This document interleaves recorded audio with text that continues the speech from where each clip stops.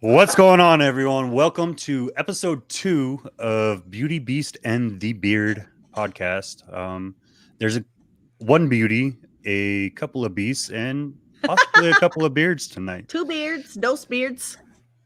I got a little Tonight mini we beard, have Peter. Snakes and Ron from BBM Reptiles with us. We are going to have a nice discussion, and hopefully y'all enjoy it. So here we go. So, Ron, can you give us a little bit of background about how you got started? Whoa. We didn't even introduce these beautiful gentlemen. Oh, sorry. All right, go ahead. Okay. Whoa. We didn't even introduce these. We have us. feedback. I'm sorry. Yeah, I'm sorry. Okay. It's all Peter's fault. Damn it. Or no, it was Peter. Ron's fault. It was Not- Ron's Yeah, fault. well, it was me. I'm Okay, guilty. okay. Guilty. I forgive you, Ron. As a matter of fact, forget it. Let me blame Peter. You're okay, Peter. You're okay, Peter. We Naughty still love you. Peter. Okay. That's so- what she said. I believe it. All right. So Ron is the man from BBM Reptiles out of beautiful tropical Puerto Rico. So, Yeah, it's 89 yes. degrees down here. woo, that's Jesus. beautiful. That would be nice right now. So I know that you are pretty serious in the ball python game, and we can't wait to hear more about it. We also have Peter. Now, you are Russian. No, he's a Spaniard living in Russia, right? Where do you live? I know this. Where are you from? It's not. No, it's- Portuguese. Spanish Yes, people are our also enemies. Portugal. Yes. Sorry. Verdad. Mr. Peter, Mr. Handsome Portuguese Peter, who's currently residing in Russia. And the ball python game is very different there. So we've got lovely, handsome gentlemen from all over the world.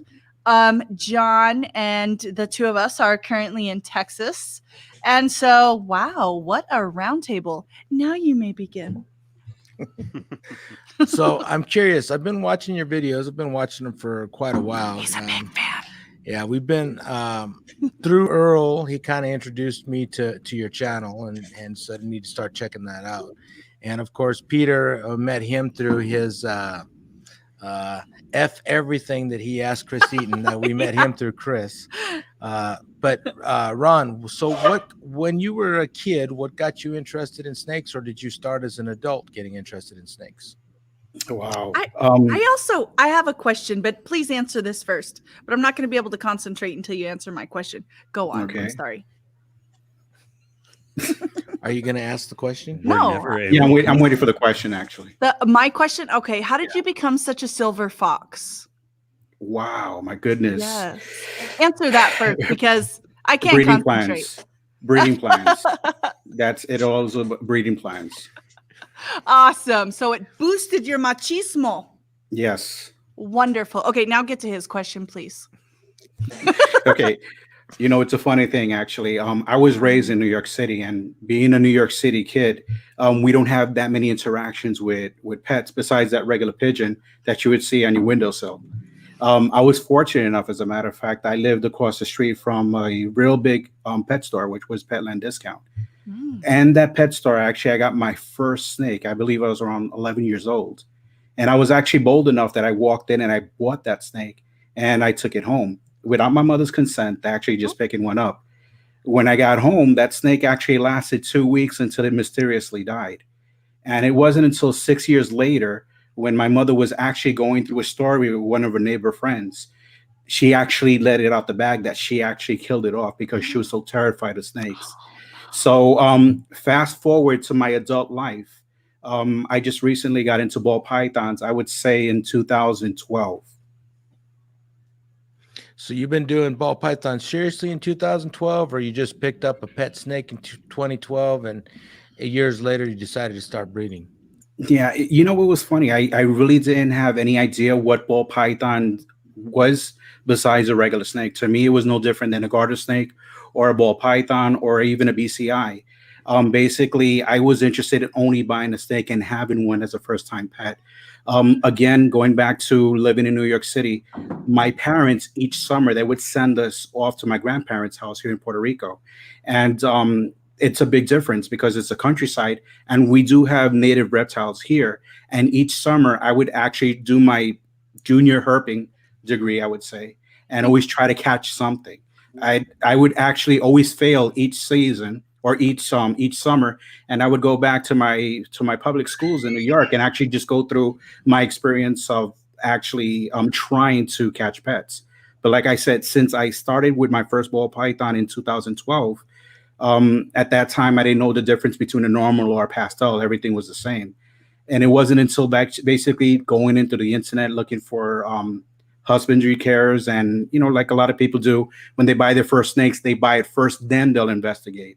And that's basically what I did. And through that, I actually found like-minded people within my area. They introduced me to what certain morphs are, the values of each ones. And through there, basically, my interest peaked even more.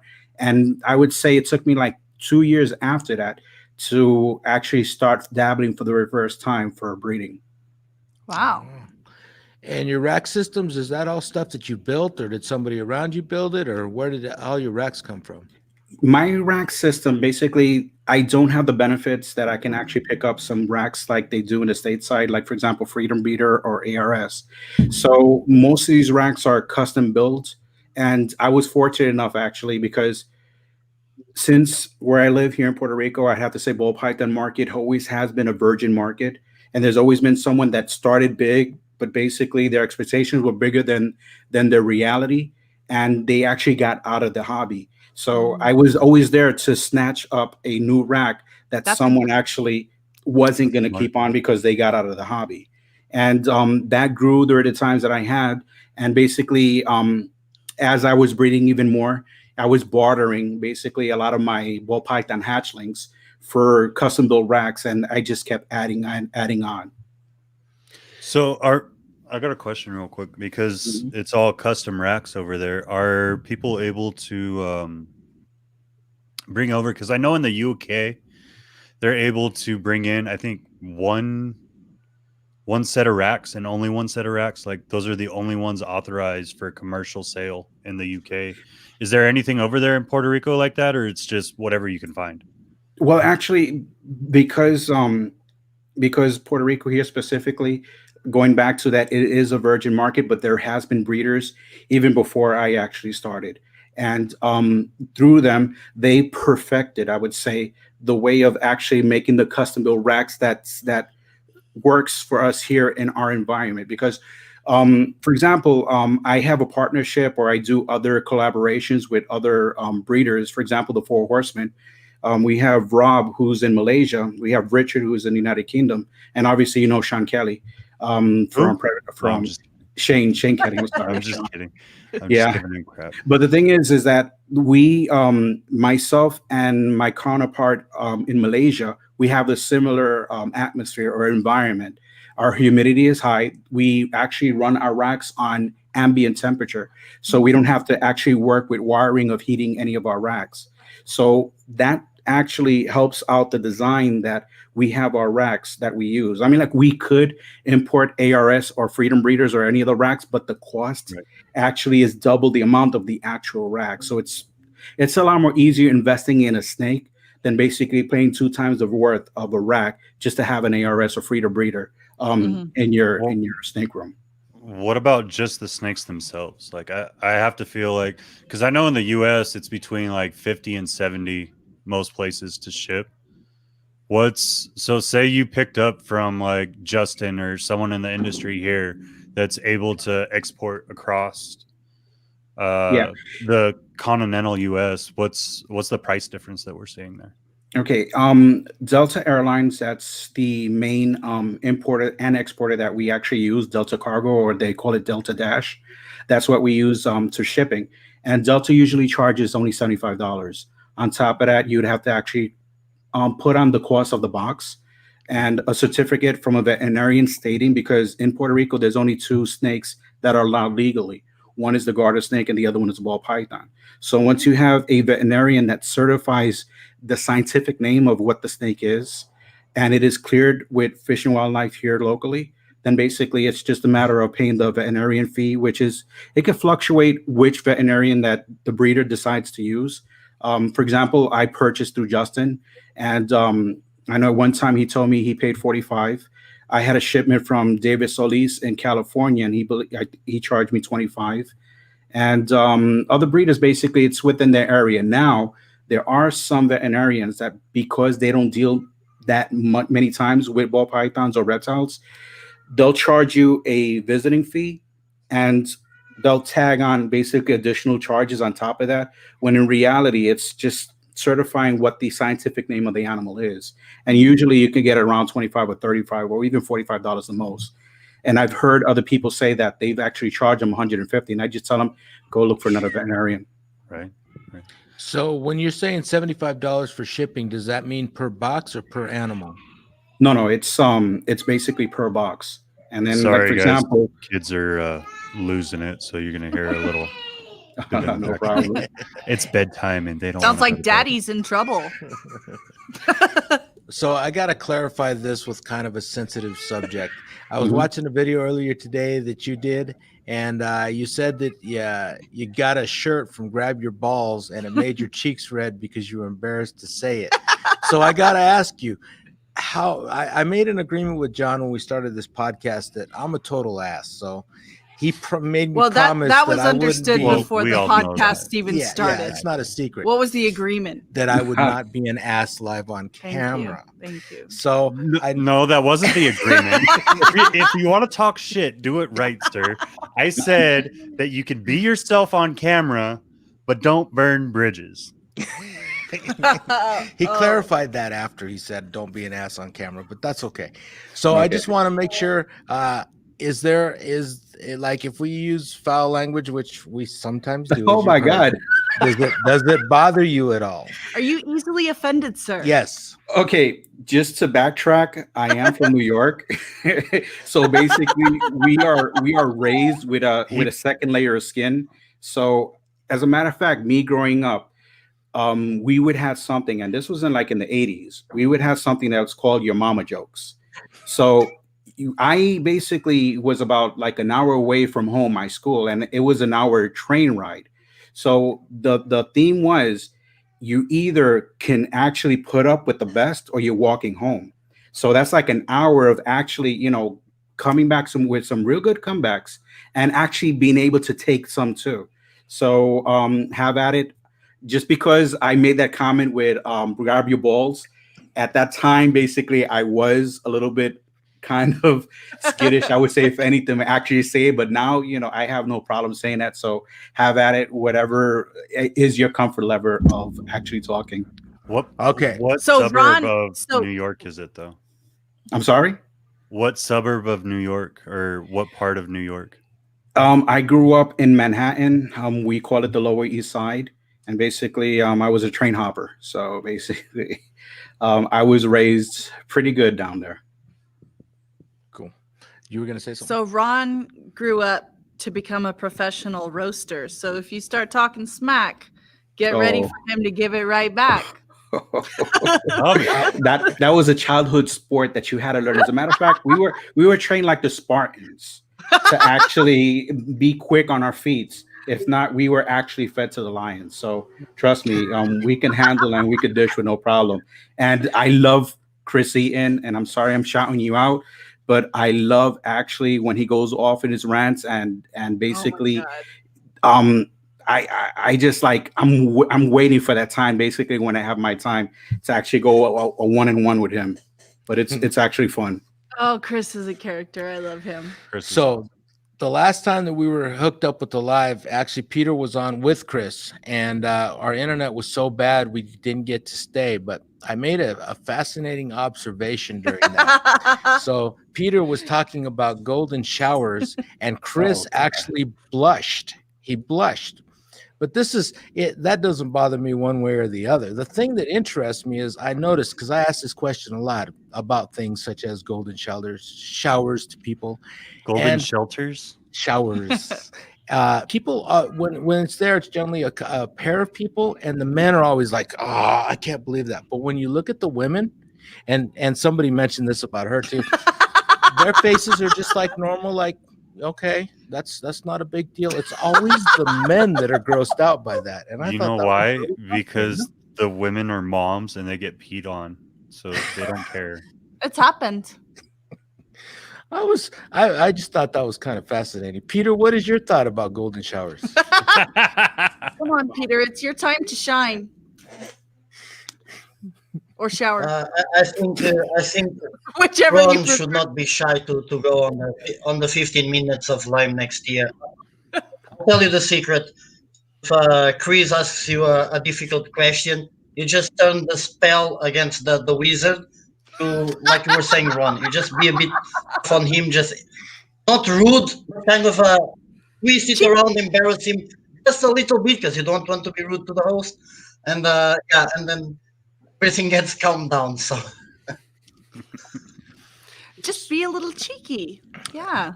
Speaking of which, on the 15 See. minutes of lame, the contest is coming up to where they're going to be voted for who's the most popular 15, and they get December 2 hours 1st. with Chris, and John is one of those guys. So make sure you vote for him. Put your vote in. Shane, you're fucking going down, guy. Oh gosh.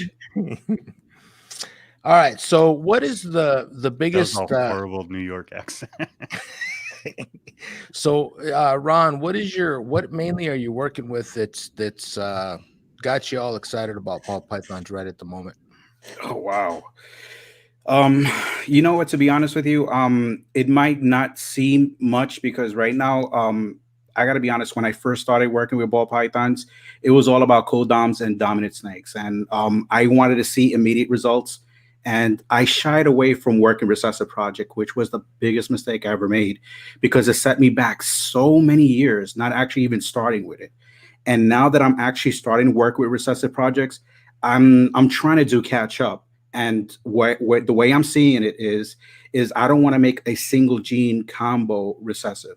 I'm actually working on double and triple heads to eventually get into double and triple visuals.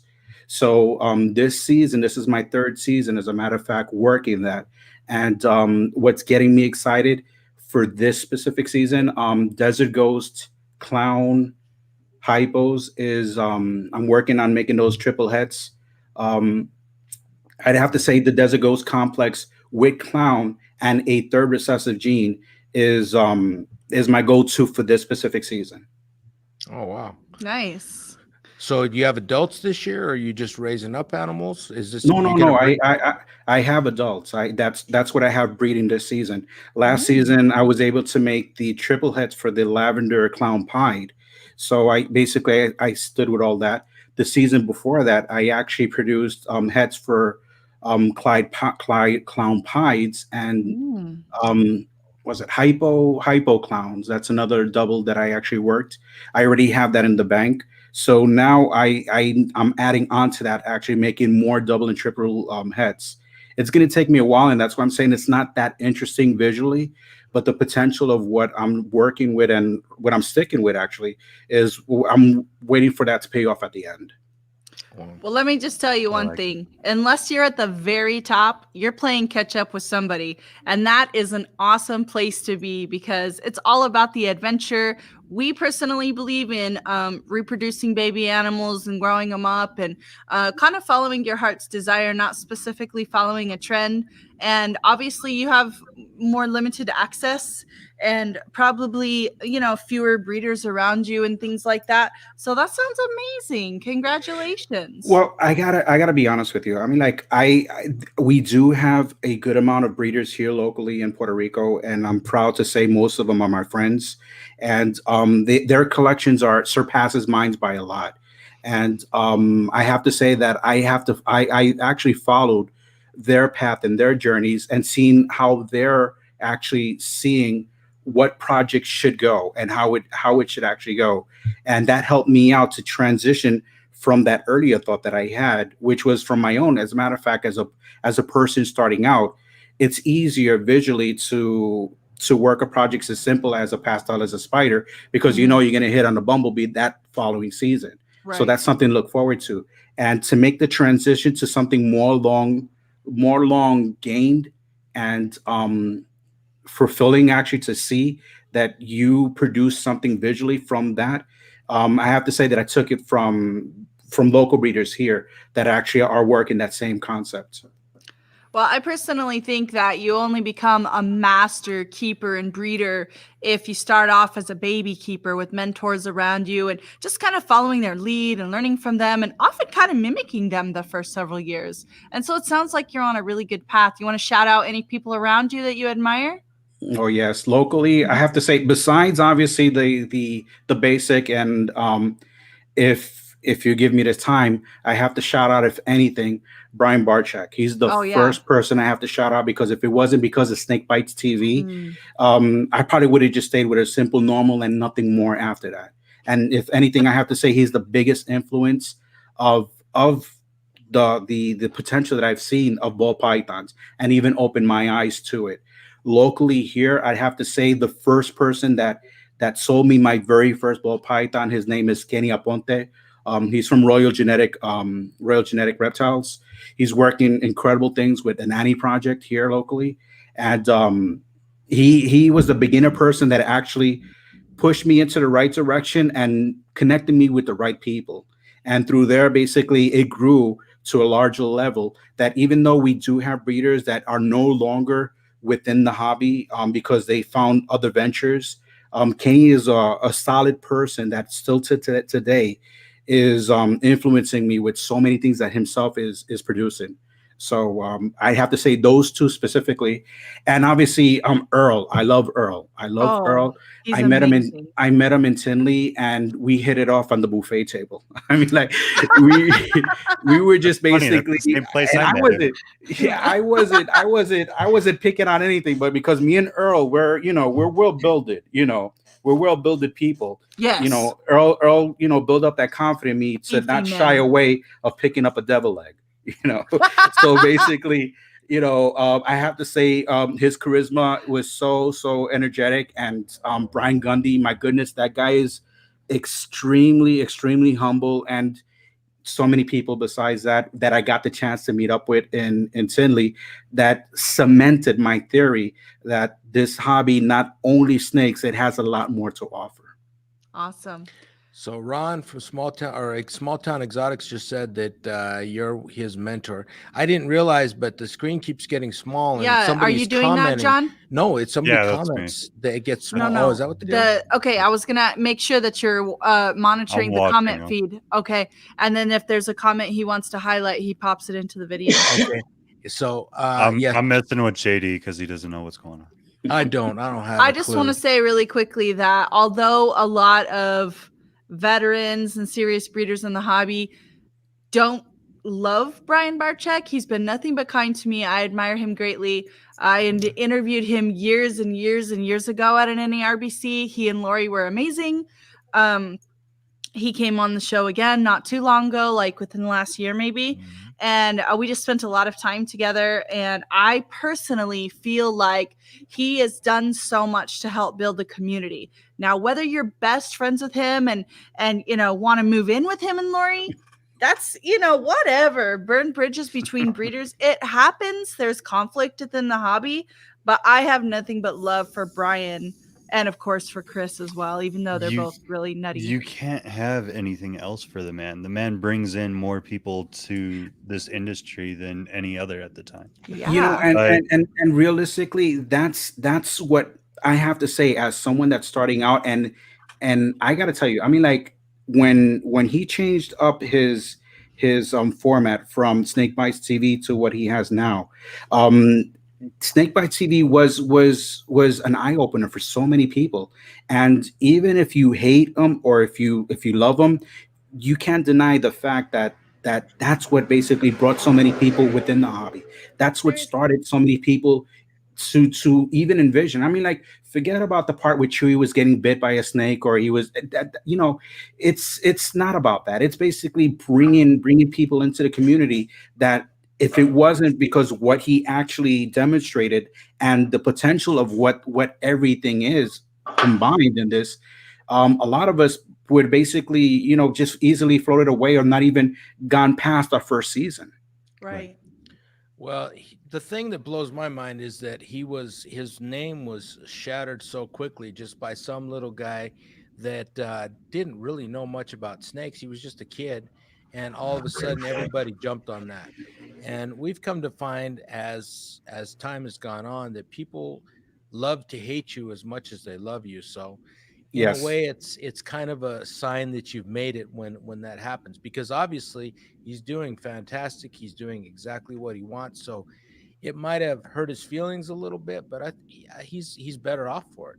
He really is. Well, I don't know about that, but I I think he do is. know that he overall has made a massively positive influence on the hobby. Like you said, by bringing people in. I mean, I talk to people every single day that say, "You touch snakes? Are you crazy? Aren't you so afraid of their poison?" And I'm like, okay, let me help you. And there's just people just don't know. They don't know. And so for people to be able to get that exposure when they're just cruising on the internet or on YouTube and they see this video of this guy, doing whatever, and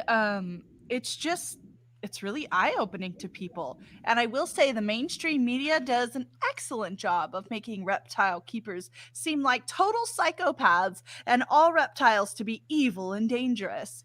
And it's just because they like to sensationalize it, because that feeds on people's ignorance and whatever fears, the myths that everybody has. And it's up to us individually and as a community to just overturn that one person at a time. That's why we started our channel years ago. And yes, Ralph Davis is also a hero of ours as well. Oh, Peter, yes. before we go on, what do you think about Brian Barchett? You're quiet over there in the corner. I feel like we put the baby in the corner. And That's how no. I'm listening. I think it was around 2009, 2010, 11. When I discovered the Snake Bites channel. The time I didn't understand. Today, 10 years later, I understand. He was showing bumblebees and the spinner and the lemon blast. Now I see it. That's when those snakes prices became more affordable after the craze of those years of the ball python craze. That's when those double incomplete dominant combos or triples were becoming available for a larger audience. And I had started in 2005 with glue breeds, so around 2011, 12 was breeding the Cal Kings. I wanted to buy from Brian Barsich, but the whole import thing, it was too much for me to. My flame didn't burn that strong. I had other things going on in life, so I was just playing with snakes. But definitely, it's an influence for most of us. And gotta love carpet pythons just said this is why she does what she does on her channel. What? And I've got to commend her because she does a lot about animal behavior and animal versus human behavior, and kind of Right. gives you a breakdown of how she feels the snakes react to her. And that's something that not a lot of us do. We're actually talking about trying to expand into some new things that we've never really talked about. And I guess it can be called anthropomorphism, but there are certain animals that recognize you, and they know when you're going to feed, and they know when you're going to clean their cage. So there's a level of intelligence there that really hasn't been studied very much. Well, it's Enrichment. Yeah, I learned it from her as well. Yeah, Enrichment. definitely. I mean, if you walk into our reptile room and you see a monitor, they're watching you. They're waiting. They're waiting to see if you're going to come near their enclosure. They're waiting to see if you're feeding. Of course, they're smelling the air. I mean, they're doing some investigating. That is not the indication of a creature that has no intellect. Right. So yeah, animals definitely can form bonds with people. They definitely make decisions. Now, whether it's primarily instinct based, I mean, I would agree with that. If a ball python jumps out and bites you, it's not because they think you're a meanie. It's because they thought you were a fucking rat. I mean, you were touching a rat. Get your No, it's hand out of because the I'm a way. meanie. Oh well, Because I I'm a mean, Your big hand me. smells like it. Going back basically, there's another important point that a lot of people they they um they they don't get the chance to actually see. And working with reptiles, it takes you to a different level that as you make that transition, you never expect. I remember one time, I was helping a friend vend his reptiles that he had in a activity that was nothing. It had nothing to do with reptiles. It was just basically it was a police.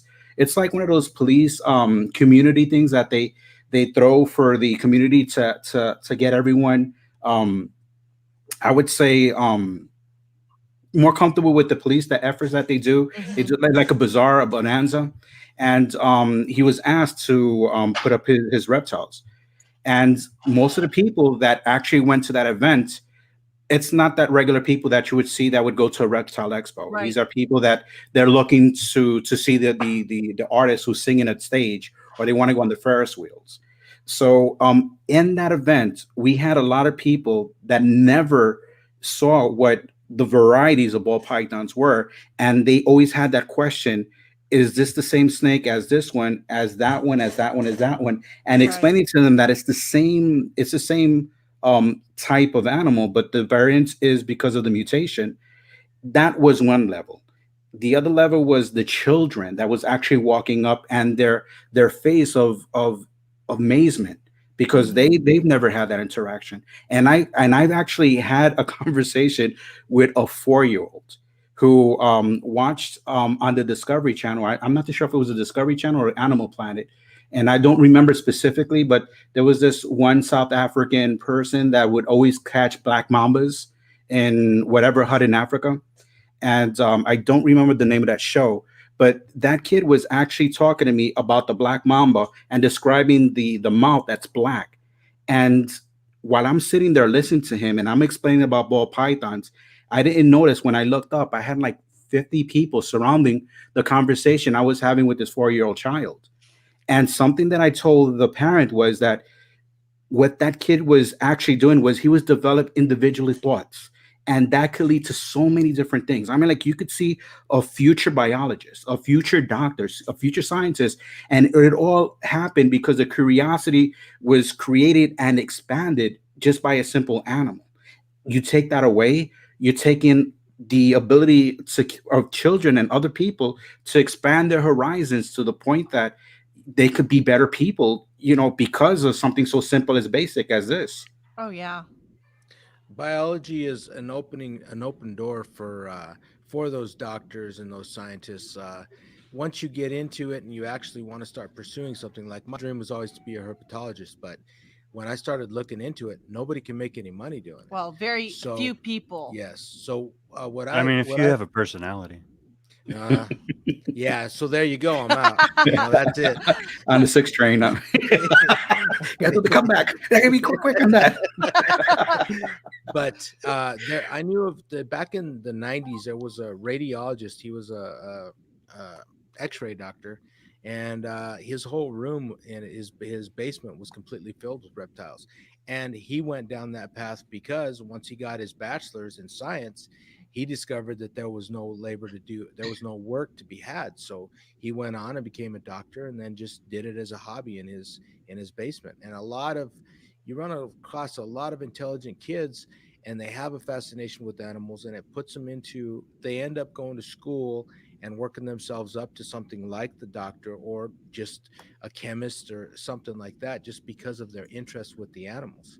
So it's an amazing transition, I guess, from watching that 4 year old, because I've seen 4 year olds that would come up and start asking you questions that adults hadn't even thought about when it concerned an animal, like different genes, if you mix them together, things like that.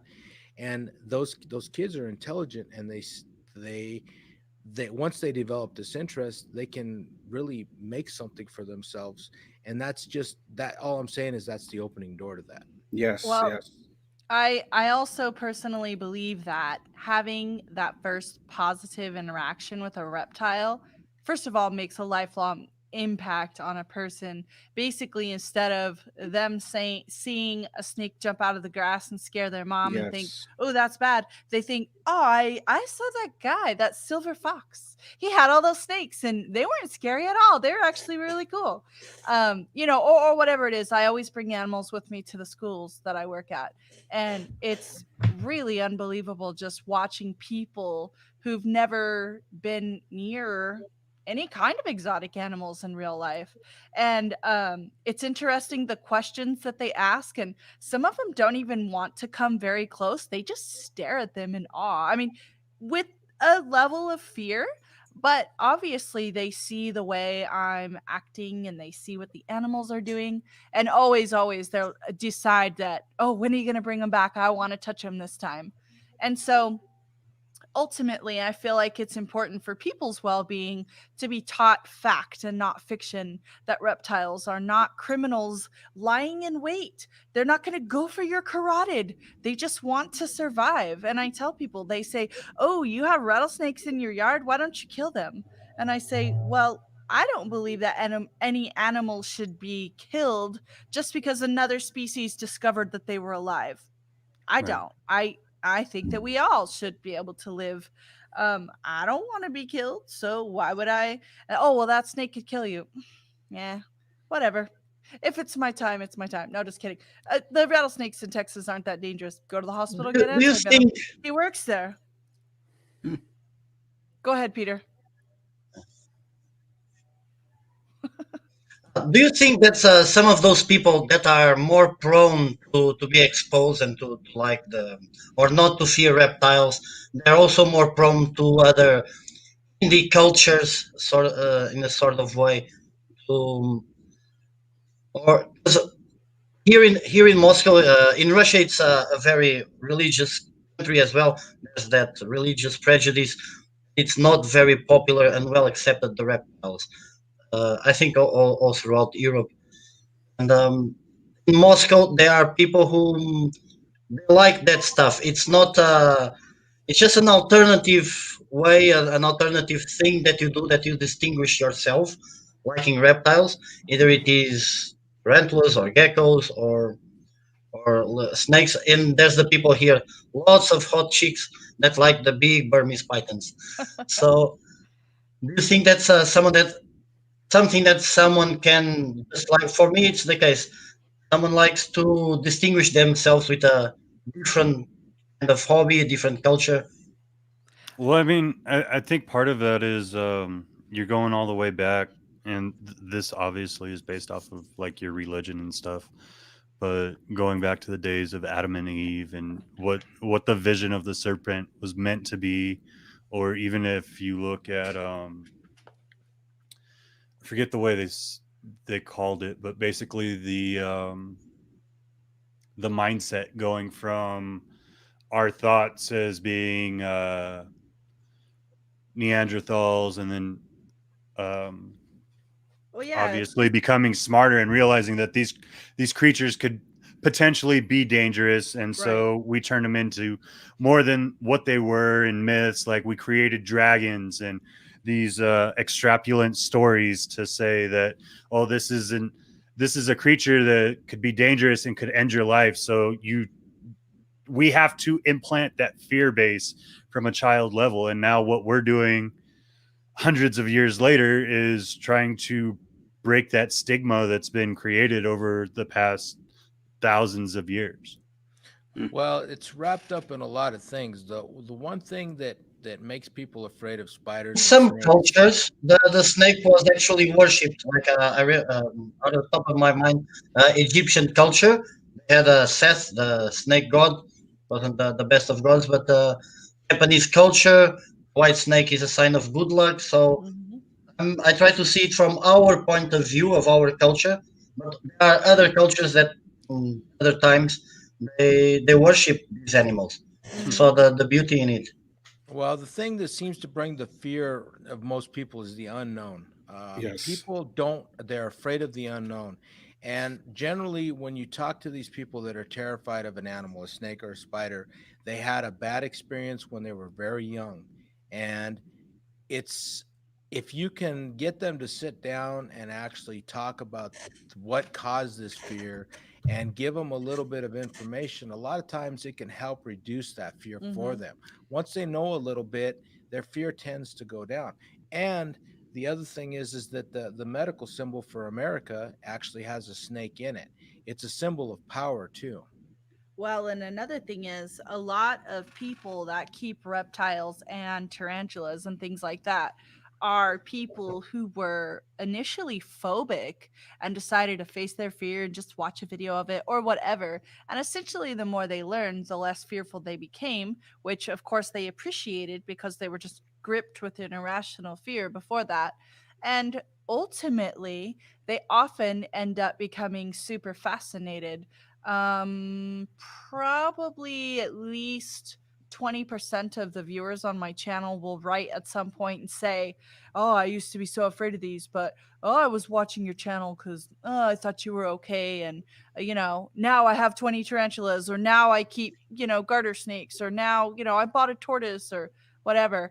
And so I think more than anything, it's fear of people either misunderstanding or not understanding about the animals.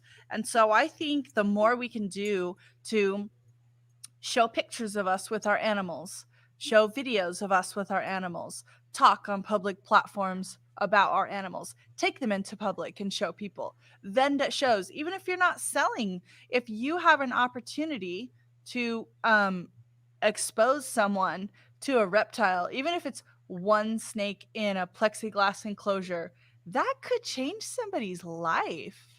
I seriously, I've been belly dancing for almost 20 years. I've been keeping Can I make snakes. a confession? Yes, yes, please. Uh-oh, this is juicy. I want to hear it.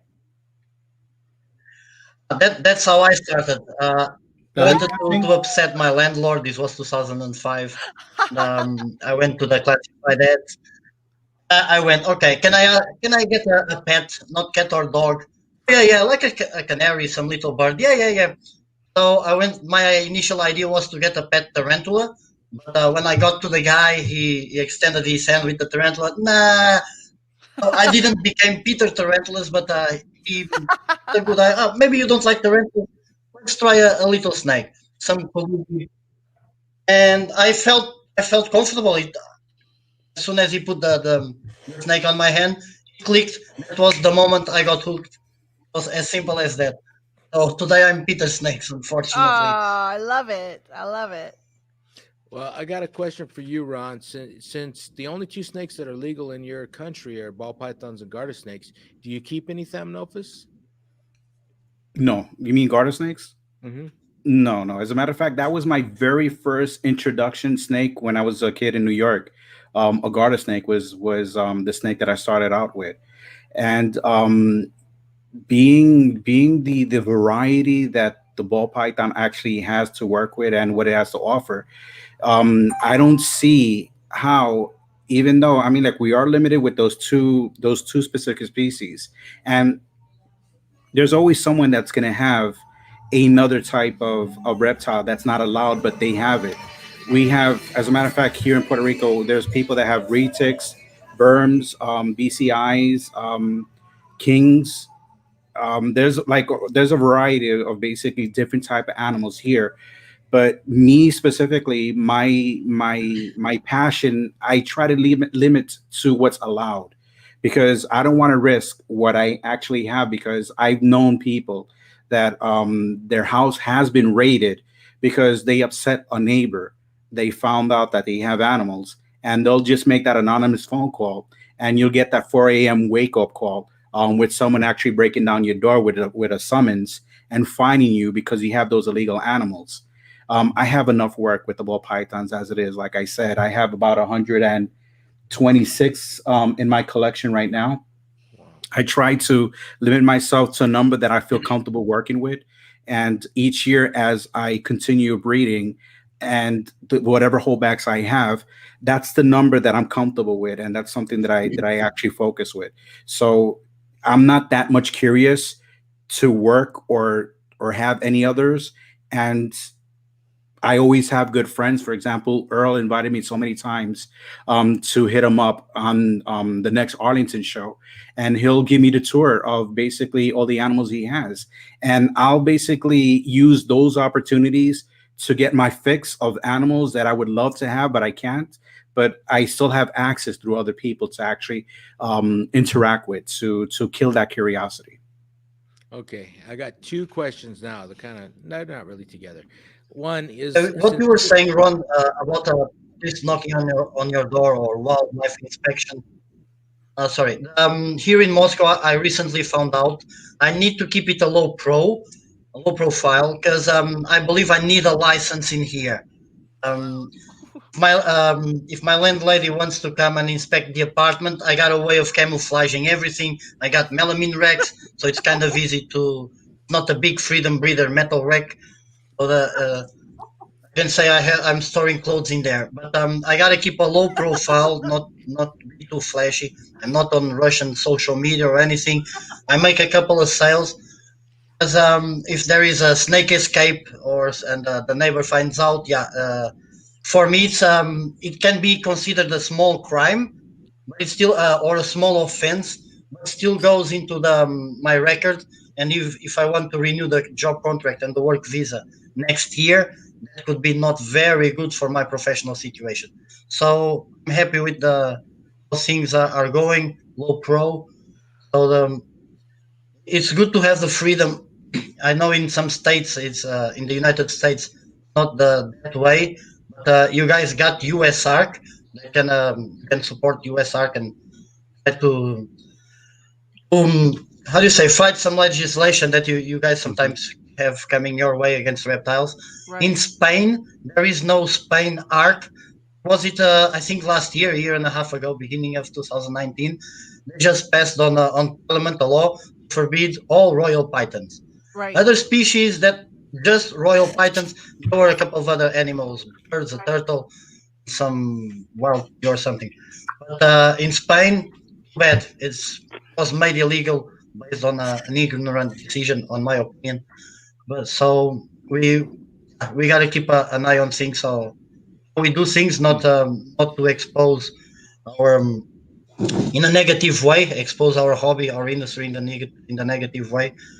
So things like that don't happen. Oh wow. well, even here in America, if it's legal, if somebody raises enough hell with you, they could. We know places where people wanted to get rid of a person so badly, and it seems to be one person in particular that he's tried to start a zoo in Idaho and here in Texas, and in both places they made reptiles illegal for him and kicked him out of out of Idaho and out of one county here in Texas. And he got busted criminally for something that got blacklisted overnight, and that law was not made public. He actually went to federal prison Yeah. over that Wow. for something that was he had before that even went into Yeah, place. if he would have known about the law, he could have claimed him and grandfathered him in, but it was a hognose snake, a western Oh hognose. wow. And in a state that they're so common that you can go out, that's the snake you'll generally see every night when you're hunting. So But it's, Wow. then they were protected because they were so they clean endangered. listed them, yeah. Oh, clean listed, not blacklisted. My apologies. So yeah, that was a big mess. So you got to be careful no matter where you are. Is my Well, only point. and he keeps so now in Texas, he keeps a lot of cobras and crocodiles and things that basically people just think are going to come and murder their babies at night. And I mean, he's an amazing keeper, an Yes. amazing breeder. And so he actually was run out of the area he was living in where he owned his home and property, and he was building outdoor enclosures, all this beautiful stuff.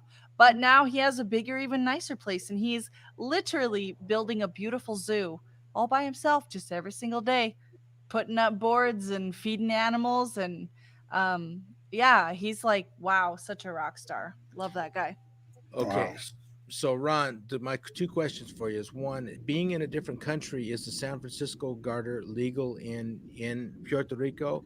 And two, what are the native animals that you have there that you can go out and see, and can you keep them if you were to collect them? Okay, going back. As far as I know, there is and there's a list actually that within us here we actually keep on our cell phones or in our computer. So basically, if we ever get to that point that we have an inspector that questions what animals we have, we can go to that specific paragraph that says what is allowed. Now, I know that it is garter snakes specifically and ball pythons. If that garter snake has a different mutation, as long as it's the same scientific name, it's not an issue. So it is allowed. Um, and basically, like I said, Python regis is the scientific name for the ball pythons. And those are the only two reptiles or snake as far as what is allowed. For example, chameleon jacksons, they're allowed here in Puerto Rico. Let's see what else. We have the sucata turtles, tortoises. We had some redfoots that is also allowed, and there is others that are allowed. But I specifically only work with ball pythons because, like I said, there's enough to work with.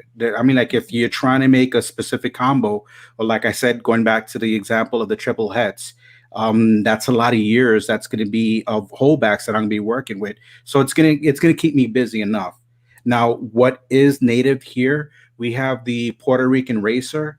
It's similar to, and it's funny because a lot of people, they'll take pictures, they'll put it up on Instagram, Facebook. They'll call the news agencies because they'll say that they've seen a cobra.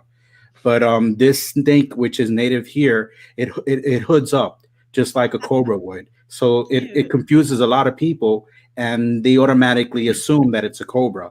But that is native here, Puerto Rico, and the Puerto Rico boa constrictor, or the Puerto Rico, yeah, the boa, not like a it's the Puerto Rico boa.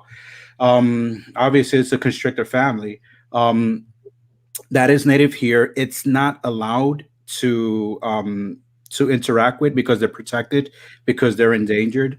So and imagine my face one time when I went to not Universal, Animal Kingdom in Orlando, and I'm going through the animal displays. I actually saw that they had a setup for a Puerto Rican boa in there, and how they achieved it or got it, because it can't be exported because it's protected. I don't know. I guess a breeder at one time had it there, and I guess they bred it in and it landed with them.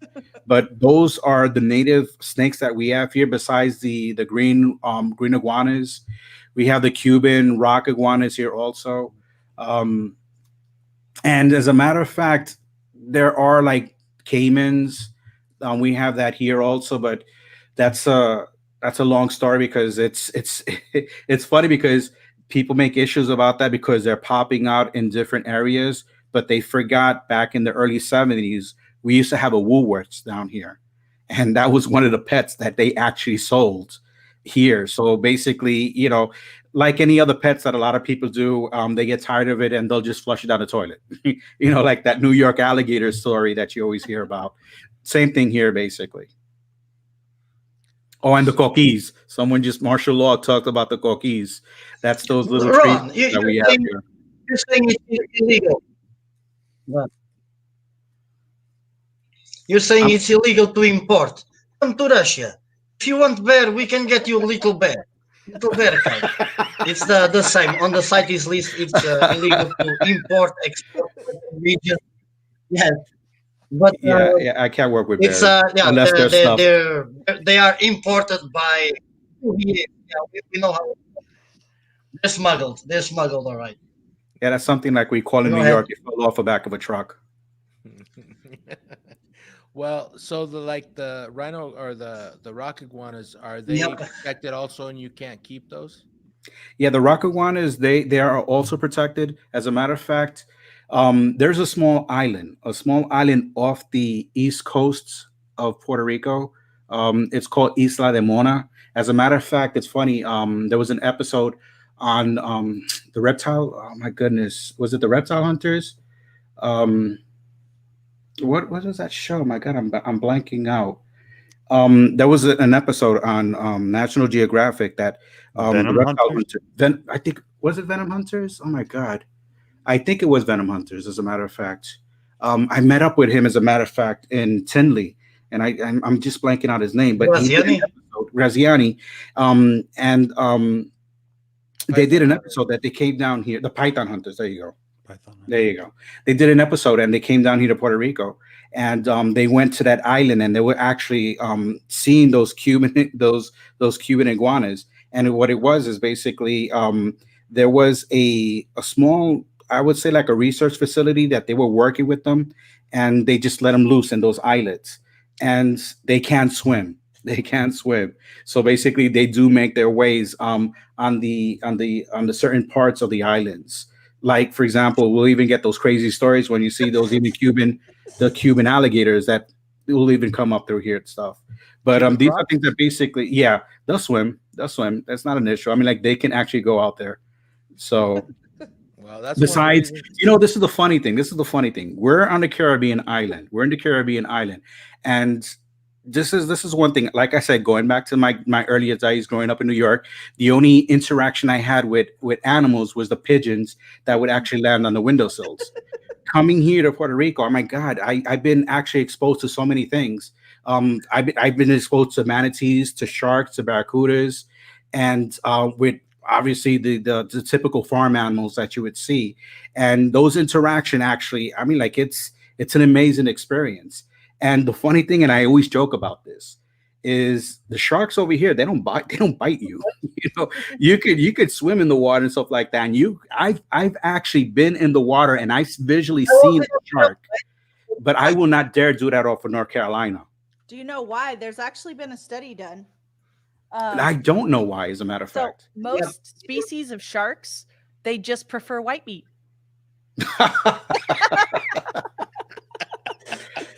Had to throw that in. Did you just make a freaking dad joke? Oh. Okay, so I gotta ask. Marita just made a racist dad joke. I gotta ask you this, and I don't know how well you can answer, but I'm really curious. What kinds of tarantulas do you have in your area? Oh gosh, it's funny that you brought that up. My wife is a die-hard tarantula fan, and every time that I go to an expo, she makes me to figure out how I could get a tarantula here.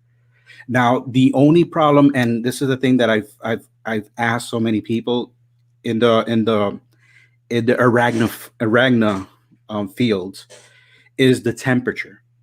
Now, I have problem breeding rats, how hot it is here.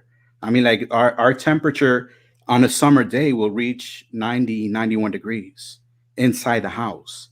So to work with specific tarantulas, which I know a lot of people, they do because we can actually get them here, like the rose hair and different types.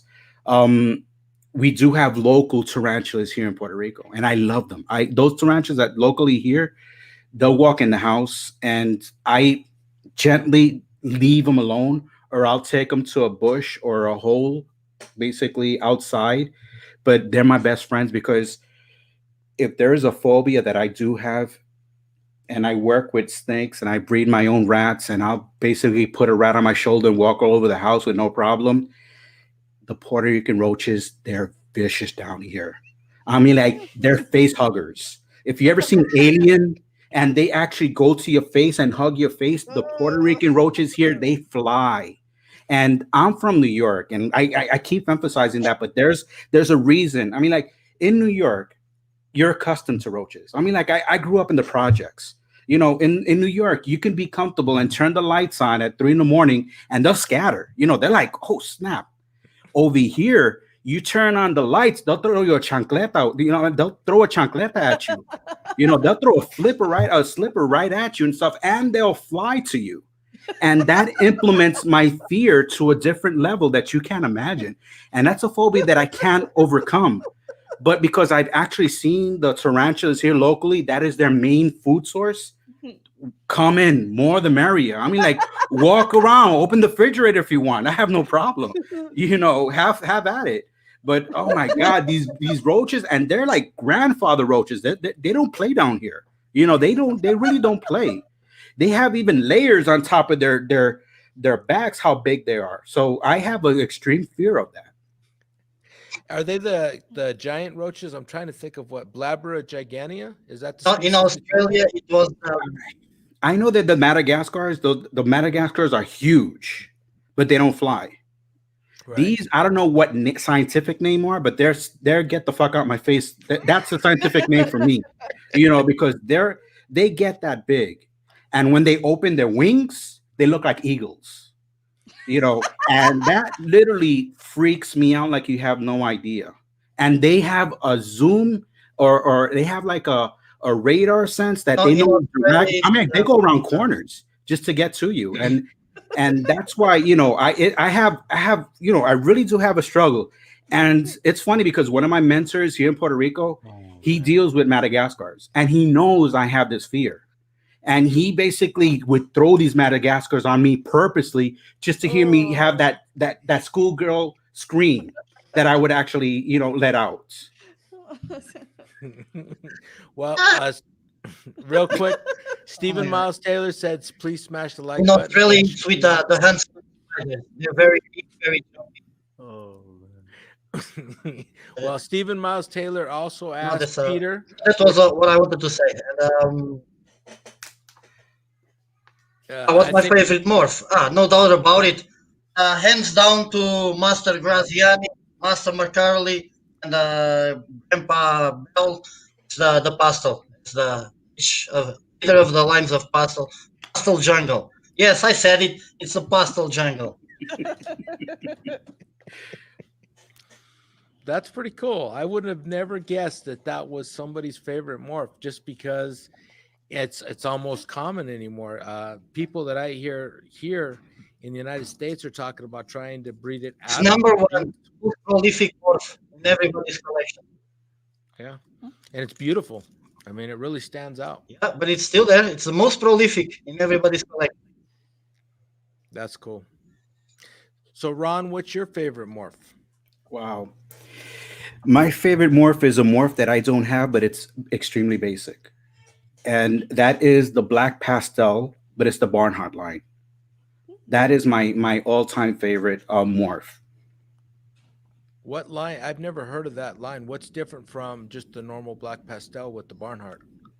Well, the Barnhart actually, it I would say that line of black pastel is the same comparison. I would say the Fire and the LSR Fire. Okay. So I would here's give an that embarrassing same comparison. question. Who's Barnhart? Well, I can't give you too much history on Barnhart specifically, but I do, and I've seen that specific project worked into Clown, and the black pastel Clown versus the Barnhart line. It actually adds more red flames into the mix. It's like I said, I have to make that comparison. The LSR versus the Fire. It's like it's added another level. Or I would actually even make the comparison with the regular Orange Dream and the high intensity Orange Dream. It's that specific line, and it actually shown that there is a variance between that one. And the benefit of it is, like, for example, there's a lot of black pastels that can be easily confused with the cinnamon. The Barnhart line, there is no doubt that it's black pastel and it's that line. And it doesn't have any similarity. Do you have it in the United States? I'm sorry? I think he asked if we have the Barnhart. Do you have the yes, the Barnhart line. The Barnhart in line. the United States, or is it European stuff? No. The Barnhart line it's good old USA. It's East Coast, as a matter of fact. And I was the last Tinley. I was supposed to meet up with someone to actually. No, Barnhart, not bar here. Barnhart. Probably just a. There you go, Barnhart. Yeah, the Barnhart line. And I was actually supposed to meet up with someone in Tinley, and I even saw a few animals vending in Tinley of the Barnhart line. And that basically, I have to say, it's my all-time favorite gene. Only because that interaction of the black pastel. So it's not a matter of money. No, it's not an expensive morph. It's the same price as. It's not a matter of money. I'm sorry. It's not like no, it's that line of black pastel is not a higher end. It's not like the Monsoon. Something. No. You're gonna have to No, you could get a Barnhart black pastel for like 125 dollars. You know, it's no different than a regular line black pastel. It's just the effect that that line specifically has. And what about what are your thoughts of acquiring Monsoon in the future, maybe? Or how do you see it? Who's that question going out to? I think it's to you still, Ron, because of what Marshall put out with it being linked to Trick. I think Peter's playing on the fact that there was talk that Trick, Blitz, and Monsoon were all the same. Is it linked to Monsoon? Because I know Monsoon, it's related with the No. with the I want moray to and the ask Uri, Ron. but I don't think it's there was a reference that they had of a similarity with Trick. I don't You're remember gonna, you're which gonna one get it the was. I Monsoon. know it was a couple of months ago. You're gonna get the Monsoon eventually, right, Ron? Yeah, the Monsoon. There is that European version, which is the moray, and I'm not too sure if any of you got the chance to see that. In Europe, actually, they're working it towards clown versus what Dave Green here. He actually has it from specials, so you're seeing it a lot with with Mojaves and specials. But the European market, even though it goes by a different name, there has been that conversation that there is that similarity that they could be the same gene, something like the acid and the confusion. As a matter of fact, Brittany Gobble, she did an incredible piece on Facebook bringing up that same topic, and they did have that discussion between Dave Green and I think it was Isra, the person, the breeder that actually made the stranger gene. He was the one that actually made the moray, and they had that Iris. communication. Iris, yeah, and they had that communication that there could be a possibility that's the same gene. Something like I said with the acid and the confusion, but I haven't heard the talks that it's similar to Trick. There is other ones, but that one specifically, I haven't heard that. All right, let's talk about that real quick. So the mahogany versus the strain. You're eventually gonna get the Monsoon. It's like a Jennifer Lowe. You get your chance. Well, You know that story, okay? On our side, we couldn't hear what you said. No, I'm trying to Peter. get that one. No, Peter made a reference. Let us Peter, try, Rob. Let us go by. Right, Rob. You get our chance with the Monsoon. the thing is, Peter is a faithful listener on my IG live that I do a lot with Shane. And I mean, like Peter will set his alarm at 3 in the morning just to be on that. And sometimes me and Shane will just go at it with some incredible jokes. And one of those jokes was basically on the Monsoon. And the reference was, and I'm dying that Peter brought it up, is that I made the reference to Jennifer Lopez. And the reason that I said that was that basically, eventually I'm going to get my turn, So that's how I feel like the Monsoon, Everybody gets Oh my gosh. all right, so we will get the Monsoon. She doesn't really like it. I showed her a picture of one today that was just. It's to not die that I for. don't like it. It's And- not my favorite, is all. I want Monsoon, but not until the price comes down on them. You They're want too everything. expensive. Yeah, Not I everything. I got definitely, pastel. I don't I want any more definitely pastel. want Monsoon. I'm on that boat also, and it's what I saw with the moray. You have to see what the moray combos, because here in the U.S. we're seeing basically just recently Dave Green, he unveiled the banana Monsoon, and that looks incredible. But if you go to the European side and you see the moray and you see the moray clowns and the combos that they actually made, it gives you a small window of the possibilities of what the Monsoon can actually do. And that's why my attention actually put myself to that direction that I do. And my goals is for this following season to already start working with that project, or starting to have that in my collection. So that is my goal for next year. Oh wow. So, Small Town Exotic said Team Moray. Yeah, me and Shane, we had an intense conversation about Moray and the Monsoon, and he also commented on Brittany's Facebook chat about that specific project. So, what's your feelings on the mahogany versus the stranger? You're not gonna like it. I Uh-oh. mean, like everything's a personal perception. I'm not working with the project. I'm not working with the project, so I don't have a foot in the door to give my opinion about it. To tell you the truth, but it's something that it's gonna have to be work on to continue to actually see what the end result is. And the reason I say that with the you're not gonna like it is it's the same comparison that you're hearing about the Monarch and the Ultra Male. They're saying the same thing basically, that they're similar, that the same morph, and they're trying to find out if it's a lilac one with the other.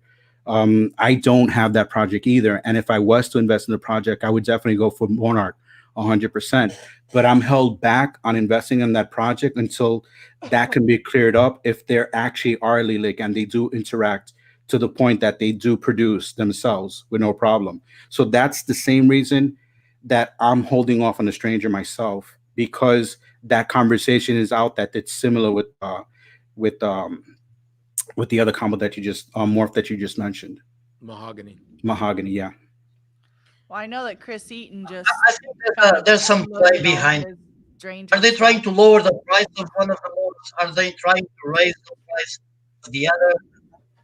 Is there some play behind the backstage that we are unaware about, and we get to talk about this? Is the stranger the same as the other one or not? I think that there's some price war going on. Some people trying to profit from it or screw somebody else. yeah. You know what? Mm-hmm. I'll I pay a bit gotta. of attention when I we got. talk about it and comment, unless you have the balls more. Yeah, I gotta be honest, because that point that Peter just pointed out, it is kind of true, because we see that in so many morphs.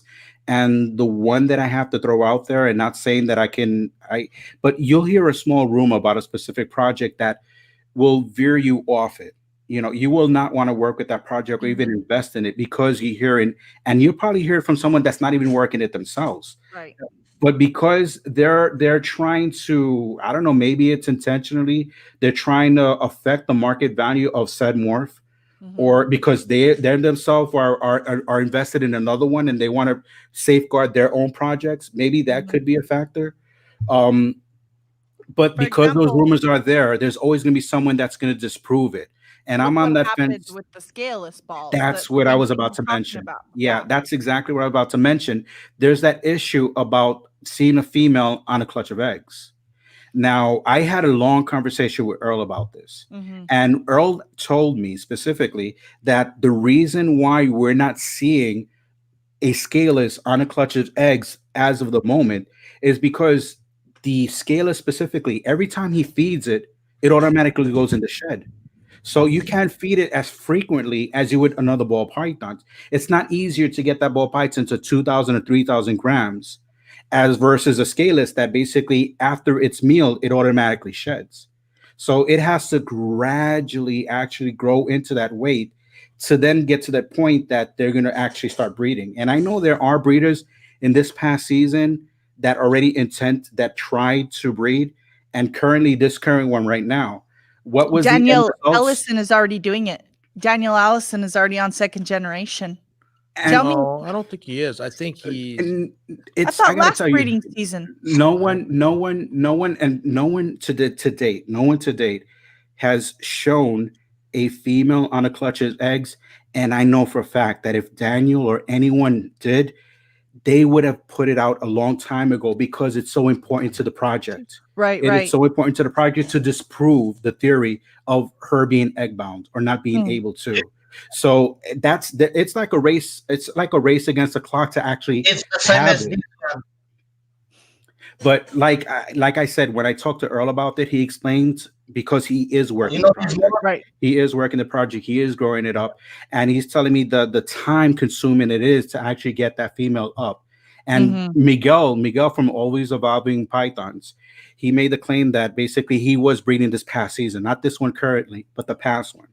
So he was already that forward. And I think Bavu was the second person that I heard a year back that he already had his female up to 900 grams. So these are different breeders that is working that project. So until they disprove that theory that maybe someone actually just threw it out there just to sabotage said project Right. for whatever reasons? Well, it had to do with Brian Barczyk taking that little baby to that show, and it hadn't been properly cared for. And let me know if my mic is still too quiet. We can turn the volume up a little bit more. No, it's louder now. You're As a matter of loud. fact. Okay. I mean, I wouldn't say that got blown out of proportion because people saw that one animal and it gave people a very bad impression, but it kind of like blew the whole project out of the water, unfortunately. And, I talked to Brian about that. I wouldn't say that was his fault because, he was traveling abroad. He's not the one that packed that animal. He had planned to take it. He didn't realize what kind of shape it was in. And then he had already announced that he was going to be showing that at the show. And he thought, I mean, it doesn't look great, but it doesn't look terrible. And by the next day, it really did. It did look bad. To take care of a scaleless. And He I kind of think I gotta think, because if you've been here long enough, you've been long enough to be in the gossip. Right. And I've heard every version of what happened and why it's actually been taken down to the point that basically there's a lot of bad blood still within that circle with that specific project. Well, yeah. I'm not going to go into detail, but like I said, if you've been here long enough, you know the backstory. And it wasn't only about that time when he took it to Daytona, it had that big sore on the bottom. That really wasn't the issue. It was more other people invested in that, and they didn't feel the backing that was needed. And then basically other people piled on other complaints. Like I said, they were sabotaging the project. So that probably could have affected it. But like I said, it's imperative to so many people that are working with that project, because right now we're seeing, as a matter of fact, someone posted just recently a scaleless clown. Right. And I saw Daniels. As a matter of fact, Earl showed me his super fire scaleless. And that thing is beautiful. And the way that Earl explained it to me, it's like looking TV as a regular display versus watching on HD. That's true. what the scaleless actually brings to the table. It's actually clearing all that pixelation and it's giving you such a beautiful, clear picture. So the potential that project has, it's amazing. But because of that bad rumor that's been there and circulating, and it hasn't been disproven, it actually stalled, if anything, and dropped some of the projects. But once we do see it, anyone who has invested in it and who is thinking about investing in it, it's going to be the same thing like when Justin revealed the Pompeii and basically, raised the prices on black pastels just because that was one of the ingredients. So we're going to see the same effect with head scaleless all over. Automatically, you're not going to be able to buy one.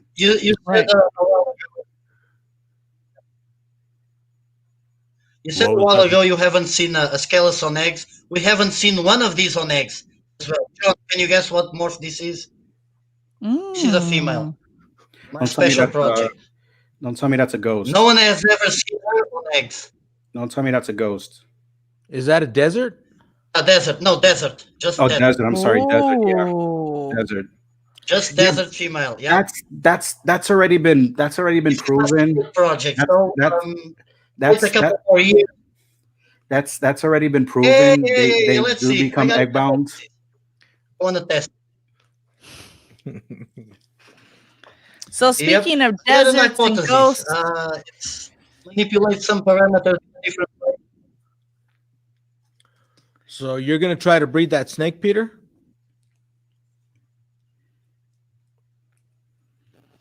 Eventually grow her. Either I will cry or I'll be happy and bring something back to the hobby. But she's a slow grower. From 400, 500 grams, she became a picky feeder. Now she passed the 1,000 grams mark and she's smashing food again. So she's 1 kilo and 2 years. It's like a patience project. It'll take me a couple more until I try and think doing anything with it. We actually have that gene in our project, in our collection, but it's just for her dancing and to show, because it's a male, so we could breed it and we could produce them, but we just don't want to unless somebody can prove that it's not dangerous for the females, we're just gonna leave It's it a as beautiful gene. I mean, Yeah, it is a really beautiful gene. desert is the next, basically the next best thing, or I would say I like it was to the ask poor man route to the desert ghost, because it has the same effect without being recessive. Now, Justin Kabilka, he did a video on the desert and the breeding on that and the failed attempts that actually came from that. And if you go back on his videos, you can actually see that. Besides that, I do have local breeders that do have the Desert Project, and obviously they also had egg-bound issues with their snakes.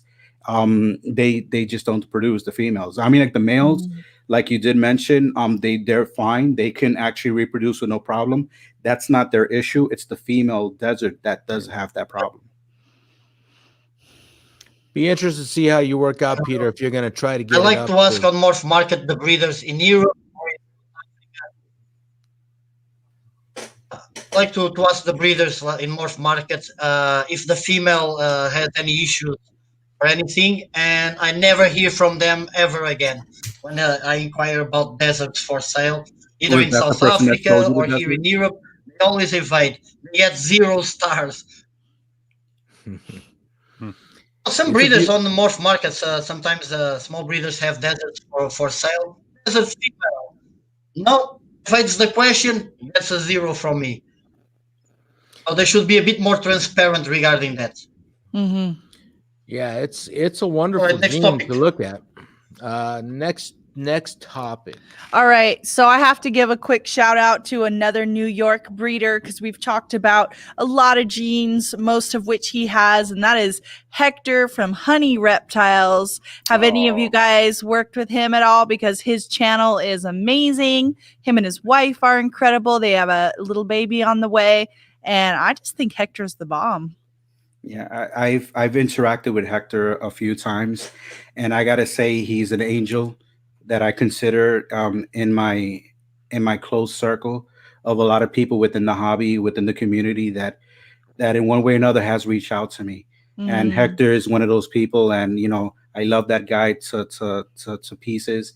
And Hector, if you're on, te quiero mucho, amigo. He's been here to Puerto Rico. He's actually did an incredible video on his last vacation down here. As a matter of fact, he made me want a vacation here, and I live here. That's how great his video was that he did. And basically everything. I mean, like, it's funny. I mean, like, I saw Hector for the very first time with that first video when he actually purchased his first Monarch. And that's why I actually discovered him when he actually acquired it. And because he is also Puerto Rican, it's like that connection Kinship. automatically. Yeah, that chip that we actually do. I mean, like, you could spot another Puerto Rican like on the other side of a mountain. I don't know what it is and stuff like that. I don't know it's the odor we emit or whatever, but we automatically connect automatic. and it's great. I mean, like, he's a great guy. I got to tell you, shout out, go to his channel, subscribe, follow him. Yes. He's a great guy. I love him.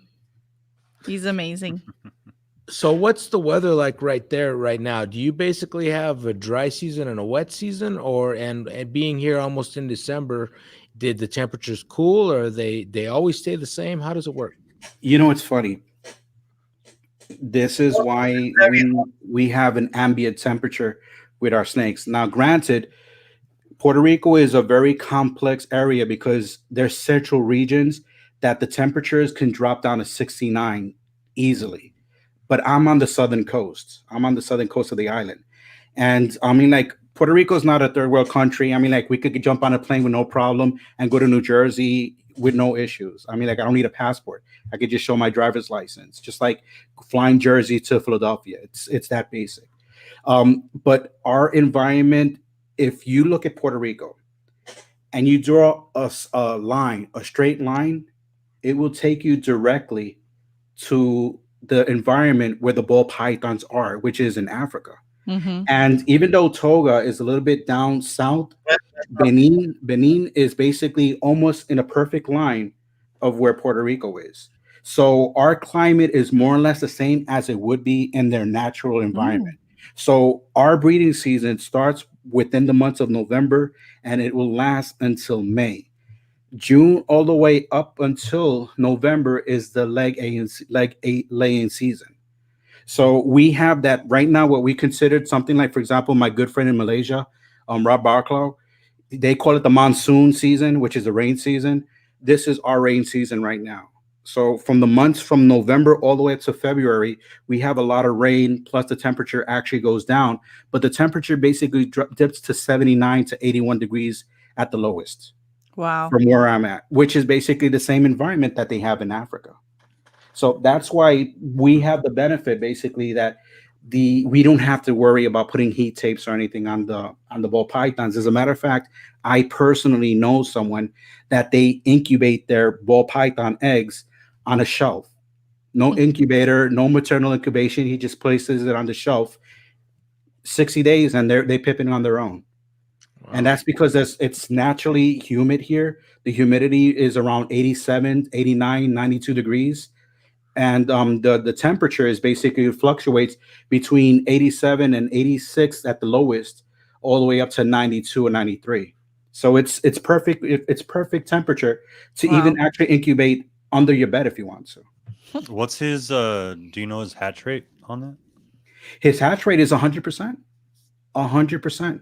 He does not have like 2 or 3 dead eggs or unfertiled or basically they go to full term. And the reason I know this for a fact is because he is also my rat supplier. So I'm always going to him, even though I breed my own rodents, I never have enough. So I make sure that I have a circle of people that I can actually reach out to supplement what I'm missing.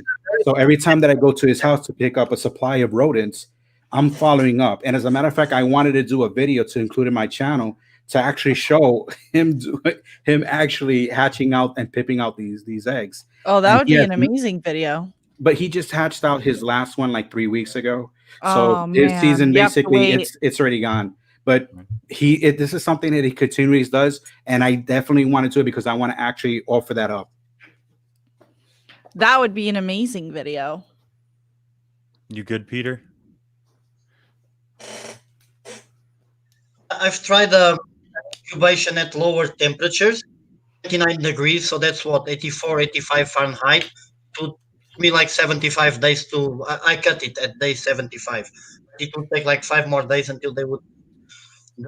They are very hardy animals. They won't just die in the egg for no reason. There is a range, very good range of temperature. Even if the temperature in West Africa or in the burrow fluctuates a little bit, the little embryos, the little baby snakes, will be okay. In maternal incubation at 30, 31, so that's 86, 88, and they were okay, most of them. So if you're saying your friend does at room temperature and you have like 30 degrees on the 86, 89, it's of course it's logical the eggs are okay. Just keep the parameters, temperature and moisture under control, and they'll do their little job of developing and being out of the egg. Sounds awesome. We want to come visit everybody. Well, I mean, Well, I I, don't know about Russia. Well, wait till you're back in oh, wait. Portugal. We'll come there. Do you plan to go back, Peter? No? You like Russia? It's cold. To Portugal for Christmas, but no, for Christmas the flights are a bit expensive now because companies are struggling. But I have an hypothesis here for my apartment. It's a bit. I think it will take me a few years. I think I should do my breeding season the opposite of everybody else, just because of the conditions of this apartment. It's actually cooler in the summer being here, so I should switch like as if I was on the southern hemisphere. So instead of starting to breed in November, maybe in April. Maybe the ball pythons will cycle to that schedule later. Now it's winter and we got the central heating the heating on the wall. It's like 28 degrees. I don't know how much that is in Fahrenheit. So it's on the mid 80s. So it's good ambient temperature for them on the cold spot. Then have the back heat or the melamine rack. They can go through the digesting their meals, doing all the the follicular development cycle, they lay without issues. But I think summer would be better for me to breed them when they need that slighter colder temperatures. It's just an hypothesis. Never mind. I mean, I can kind of go with that hypothesis for you. I can prove it out in all actuality. So where I live, and now where Marita and JD live in their area, it's gonna be about, I think you guys are what, probably 60, 65 degrees right now, averaging, maybe a little bit higher. Yeah. Yeah. Where I'm at, just because I'm in the city, I'm averaging still about 75 degrees. And you don't see the signs. So my breeding season, like if I actually went off of like doing a heat drop when I start seeing signs and forcing follicle development and stuff like that. Last year, this past year, which was my first successful year of breeding, I didn't start doing a decrease in temperature and I didn't start pairing until February. And I saw people already having their first to fifth clutches at that point by the time I was even looking at starting my whole thing. But it was so hot outside that I couldn't get them to do it. Like the girls were staying in the back, or I wouldn't get the bull wrap. Like they just had no interest. They just wanted to be left alone. And then finally we hit where February hit, and it's like 50s, mid 40s, and outside, and that brought my house down to it's like 77, 78 ambient. I keep my house really warm just because I have some reptiles that aren't on heat and they're ambient. You know what I mean? Like my geckos are ambient. I do have a few snakes that are ambient that are running off of about 80, 82 degrees because of what they have around them. But they seem to be thriving. Like when I try to put it up to that 88 degrees, they go off of food. So I just leave them at that. That's where they're thriving. Oh, they might be acclimated. Yeah. I Give them actually a found little bit, John. I found the video. Your females will find it's that little bit of drop in temperature, and then they'll figure it out. What's the breeding? I found the There we go. video. I don't know if I can actually show it, but I uploaded it to this group that I'm in with the Four Horsemen when I was there, and I don't know if you can actually see that there. I know the ring is not helping out, but that's a regular shelf that the person Oh, has, wow. and is he so just puts a cool. book. He just puts a book on top of it, Wire shelf. and as a matter of fact, that's another clutch that just Cool. pipped on its own. Oh, wow. That's That's really- amazing. That's awesome. That's They are nice. educated, It's very educated snakes. And how I think it's crazy how defensive people get about their whole process. You know what I mean? Like, yes, there's a certain way, and we've proven over 50 years that a method works, right? But it doesn't mean it's the only method that works. Exactly. You hit it on the It nail. all As a matter of fact. depends. It all depends on where you live, how you maintain your Right. humidity, how you do stuff like that. Like it's all dependent on where you are. Yeah, you But- hit it on the nail, as a matter of fact, and that's why I kind of feel the ball python specifically.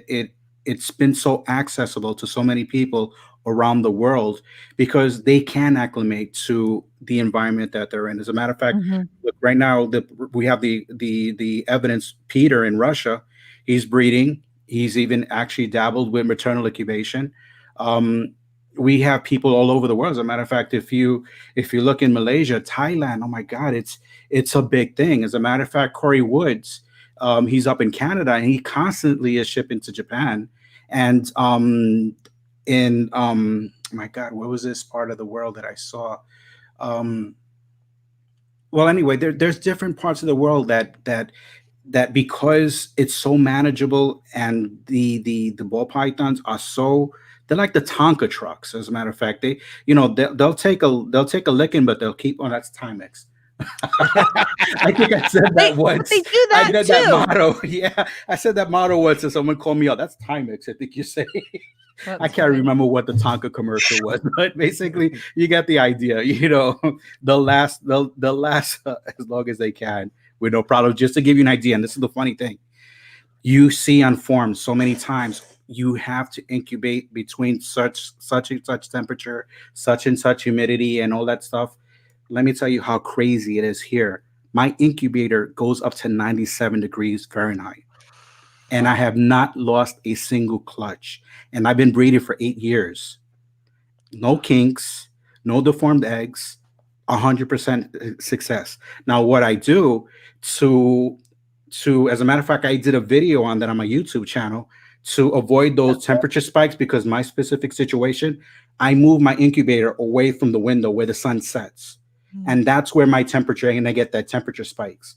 It could be basically, and I set my thermostat at 88, but because the outside temperature and because it's facing a window where the sun sets, it's going to hit the highest. So what I did to avoid those spikes, because now I'm getting to that territory that I'm producing things that I don't want to lose. I don't want to do it by chance. Too risky. It's like I went and risk a maternal incubation on a Batman clutch or a Monsoon clutch. So what I've done is I've taken my incubator and I put it on the opposite side where the sun actually rises. And that actually helped control this season. I was able to lower my incubator at the highest point, which is in the summer, from 97, where I usually had, down to actually 89. And that made a big difference actually where I moved my incubator. But I've had success rates. So somebody has to make a pee can trip. I- She'll be right back. Sorry. Ask you something, John. That's why I have the bottle. Go ahead. Peter. I should try Um, that. Might get messy. That'd be weird. No, I'm not going to do Right that. in the classroom. I don't think the students would appreciate that. So when you get those spikes up to 97 degrees, is your when incubation when we time? hatch a clutch, What? Go ahead, Peter. go ahead. Well, no, I when think you there's a delay. I think there's a delay. That's Yeah. why. Incubation time. I found that if temperature is at a higher they have got a temperature, bit of delay. If the temperature is a bit higher, they will hatch sooner. Yeah. They'll be ready. If it's a bit lower, for each 2 Fahrenheit, that's the rule of thumb that I've been finding.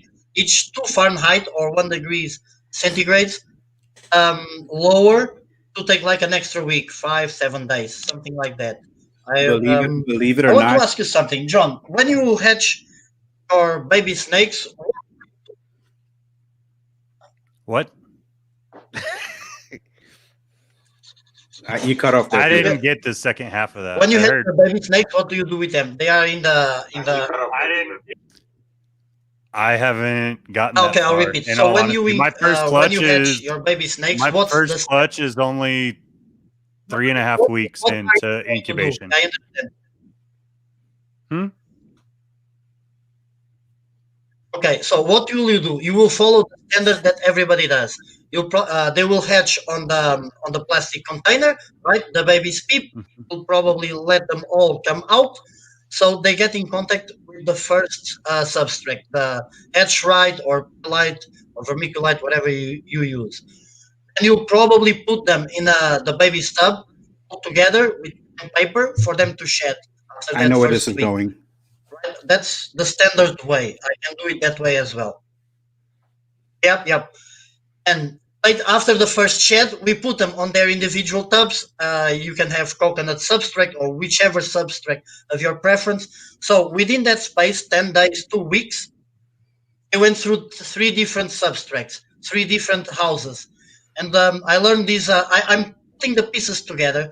Gavin from Boss to You, he usually says, get a new snake, you put it on quarantine.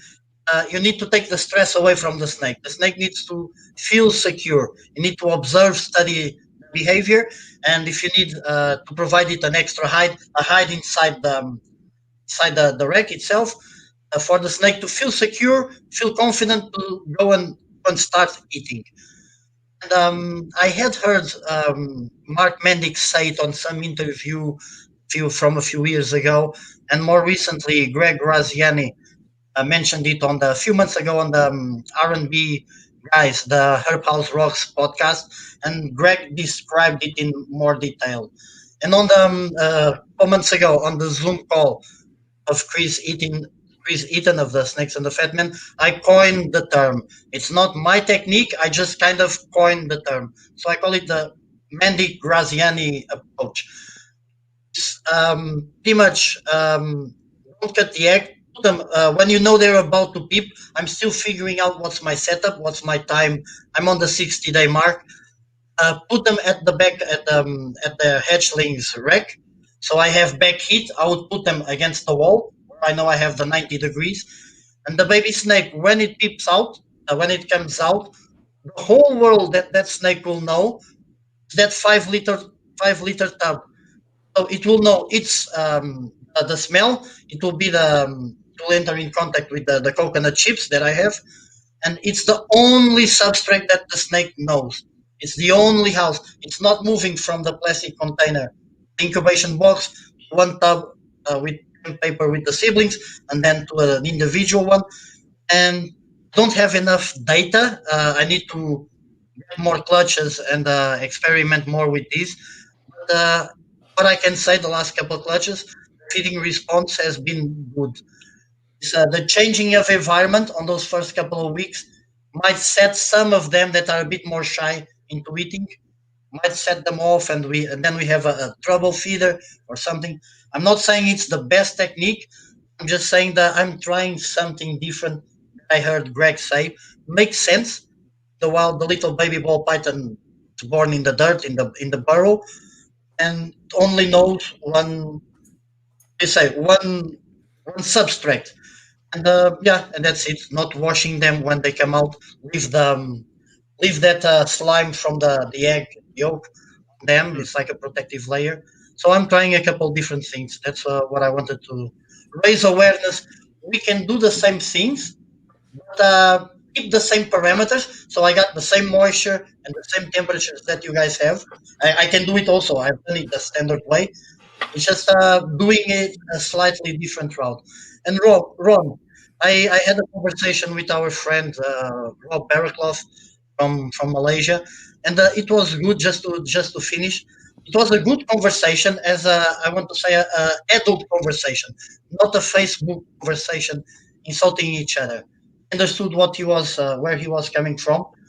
Was trying to say, just snakes, do it the standard way. We know we have success. Now, be cool, Rob. You know, I'm controlling the parameters the same way. I'm just doing it a bit different. But and we debated it back and forth, and we're still good friends with each other. So that's what I wanted to say. Thanks. But if that brings you success, then there's nothing wrong with that. Like, and I think that's what we were kind of saying with our points earlier is no, whether it's temperature, whether it's any of that, like it doesn't matter as long as you're finding success. Like we've already kind of proven that these animals, I won't say have a huge ability to adapt the way, say, humans do, but there is a small adaptation out of these animals that they're we've noticed. Pretty resilient species, right?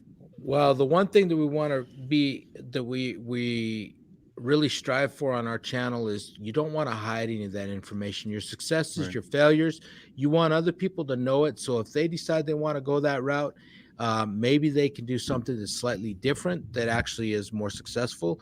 One thing that we learned about rattlesnakes when we breed those is with Crotalus atrox, what we do is we keep the babies in with the mom until after their first shed, and then we actually feed her before we pull those babies, because we learned from an old guy who's passed away now, Buzz Ross, that we tend to have a higher success rate with feeding off the babies when we do that.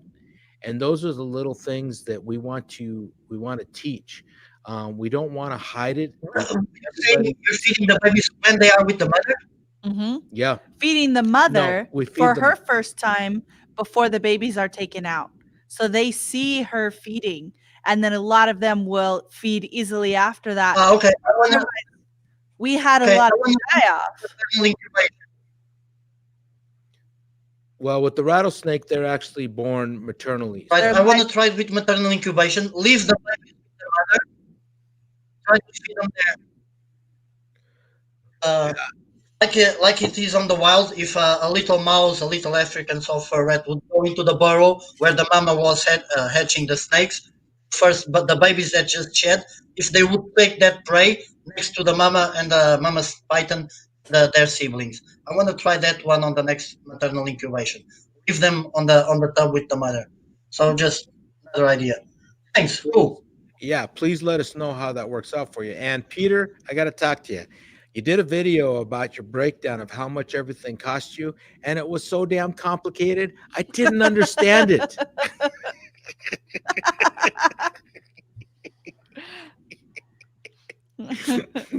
Yeah, can I break it down to you? Yes. You buy your car, that's your capital investment. You bought the car, and then you have to put petrol in it. That's your operational cost. On a daily basis, you need to fill up the petrol tank. That's all. I divided. So, and the car, well, I'm not rich. I would have to pay the car in the loan of the car in 3 years. So that's what I did. Divide the price of the snake in the rack and the tools in 3 years, like if I was paying the bank. It's the 3 year business plan. Bullshit podcast, anybody? And yeah, and then the operational cost. It's pretty much the rodent bill. So if you want, I'll send you the file. You can see it. I hope it's fairly okay. And then yeah, I just played with the statistics. I must say, I would be careful, especially with that Russian guy. He's a heck of a hacker. Because I heard the story that through the internet, the Russian guy hacked into Ron's computer and got all the data of Ron's ball python collection. I don't know how it is because I know that Ron keeps a paper record of his collection. It changed. So that Russian guy is really, really good of a hacker. And Well, I gotta then say, did the all whole props. statistics as well. So be All careful with that props. Russian guy. I don't know what Peter does professionally, but he's a brain, literally, because he did do a breakdown for me and some guys in the Four Horsemen of basically what a long-term production could look like. He did a nice pie chart of basically the projected outcome of any revenues. And he likes doing that things. And I actually send him a list of everything that I had at one time, and he gave me a beautiful program. So he's a brain with that specifically. yeah. And I saw that in that video because it was smarter than me. And unfortunately, I'm not that smart. It's engineering. Well, and gotta love carpet pythons. You were talking about how you've got some better feeders and some worse feeders. So what it is with the rattlesnakes is we actually just let them eat one time, watch their mom eat at one time, and then we pull them. And of course, you've got some that are slower starting. The project that we're working with the rattlesnakes is the prairie rattlesnake right now. We've been working with that for years. We've got a bloodline that we've been working on since 2004, so 16 years, and we still don't have a good establishment of that gene where it's a caramel albino. And with doing it that way, even the slow starters, what we'll do is actually past that point, if they don't start feeding, we'll actually cool them down because they're typically born in August or September. And if they don't eat, then what we'll do is we'll cool them down for a month or two and then bring them back up because we don't want them to get skinny. Slowly bring them back up slowly. Yep. And a lot of times they'll start feeding right after that. So there's lots of tricks we have to use because if you've ever seen a baby, Like a little brumation for the colubrids, for corn snakes. exactly like that. But the prairie rattlesnakes are born very tiny. They are so small they have a hard time actually eating a pinky mouse. So it's just different things that we want to. When as we get further into getting all of our proper licensing and stuff, we'll start showing more of that on our channel because we want people to be successful no matter what type of animal they keep. And if we have a little bit of knowledge, we But definitely don't want to share it. We don't want to hide it. Joe Phelan was talking about it tonight, about that trick. I didn't catch that. You're smoking the reefer, aren't you? Joe Phelan, the other guy from City Pet Oh, yeah. Pythons, you was talking about doing a bromation for the babies, and that triggers them for starting to feed. Right. Yeah, we've done that for colubrids too, for corn snakes, and sometimes it does work pretty well. Sometimes another thing that we've discovered is somebody mentioned just a little bit is your bloodlines. Some of these animals that you get from less than Reputable. reputable breeders, you tend to have a harder time if you get a baby snake from them. Like Earl, all of his stuff, everything we bought from him feeds very well. Whereas we bought from other breeders that is just a gene that we wanted to bring into the fold, and those guys were so tough to get started. And even stuff that we raised up from other people, we breed them, and our babies just don't want to start. We're talking about ball pythons here. So that's one thing that you can enjoy from a quality ethical breeder.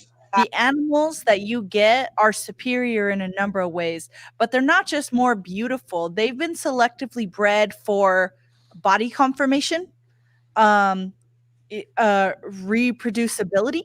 Some, if there's a good breeder that has two females of similar genetics and one has a higher yield than the other, she's a higher quality animal.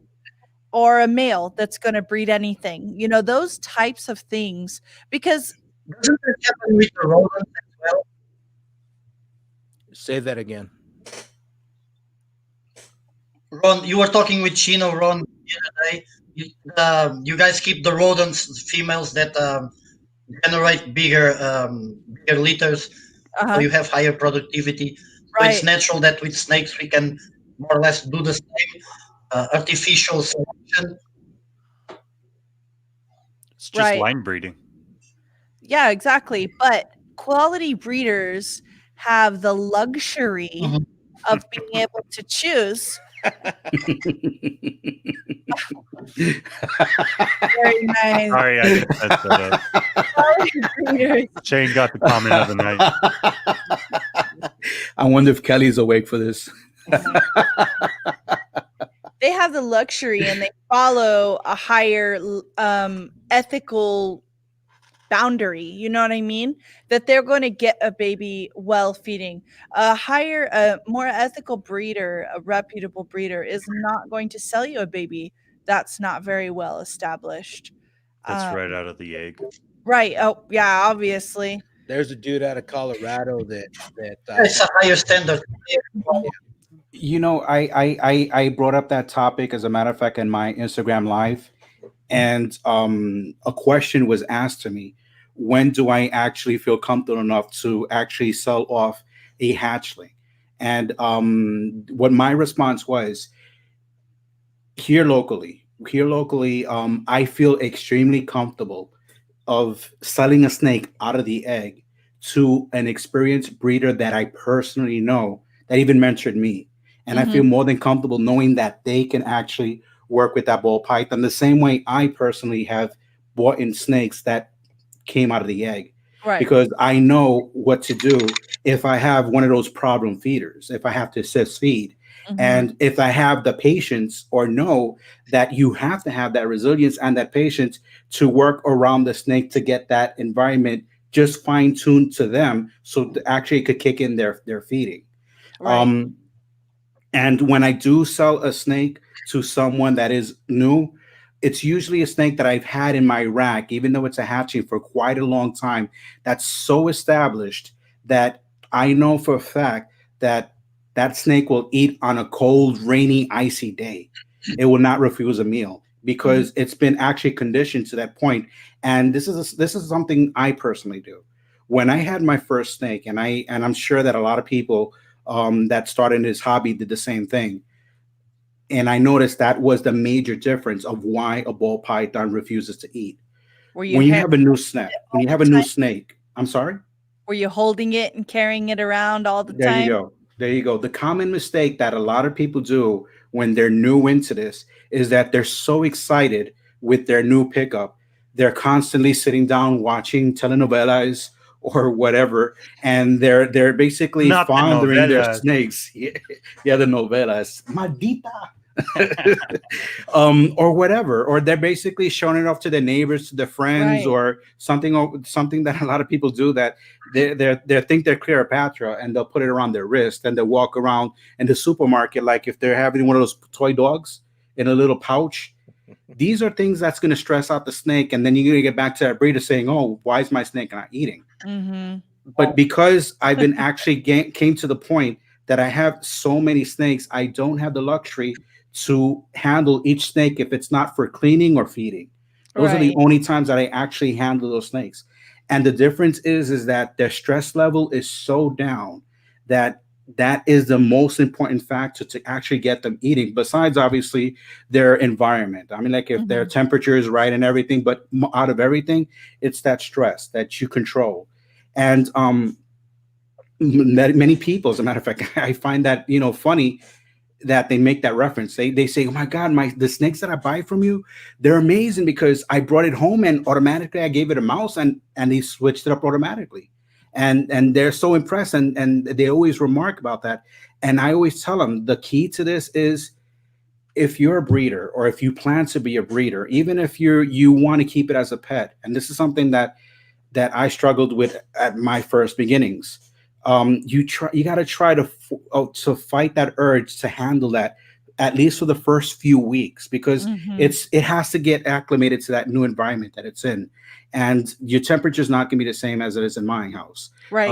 Your setup is They not need going to to be the same. reacclimate. Exactly. They have to reacclimate to that new environment. And then after that, and the thing is, ball python, that's why this specific hobby, the key in anything, breeding, keeping, whatever, the key element in this is patience. You have to be extremely patient and understand, if you have a snake that's not eating, if it has to take 6 months, it's going to be 6 months.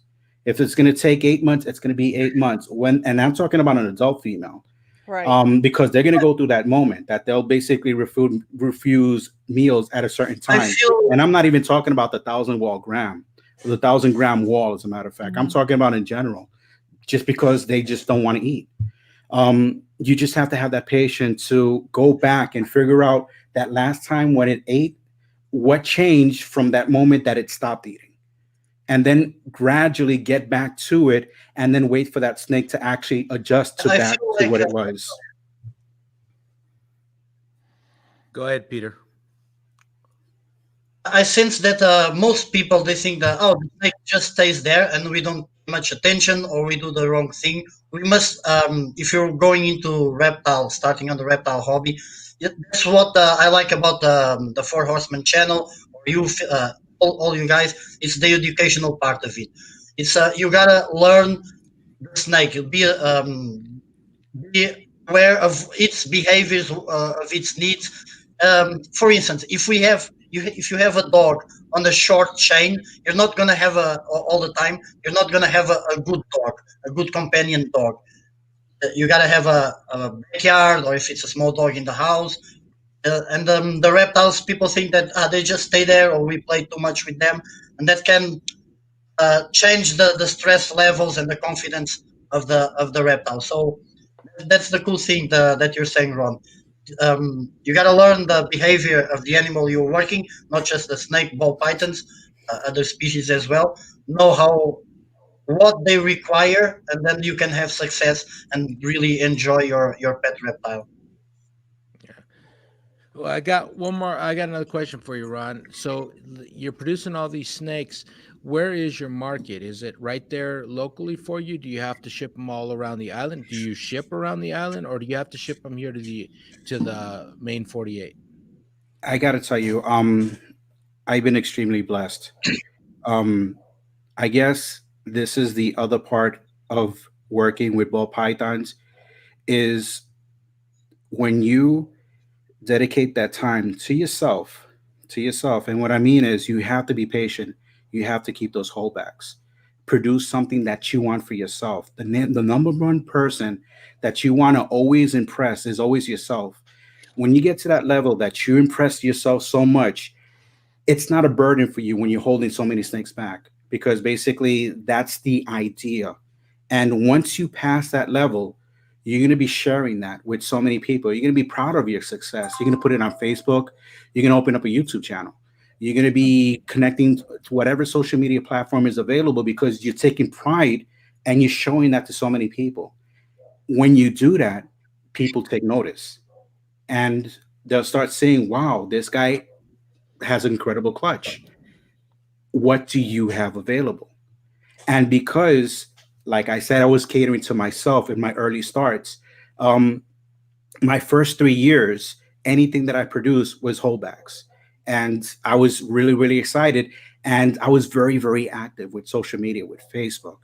I opened up my YouTube channel. I mean, like I don't have it as long as I had it before, because I had a separate channel. But being actually so active with what I was working with, it created a following of people that were anticipated, waiting for what I was producing. And it made it easier for me to actually move most of my ball pythons onto other people within the community.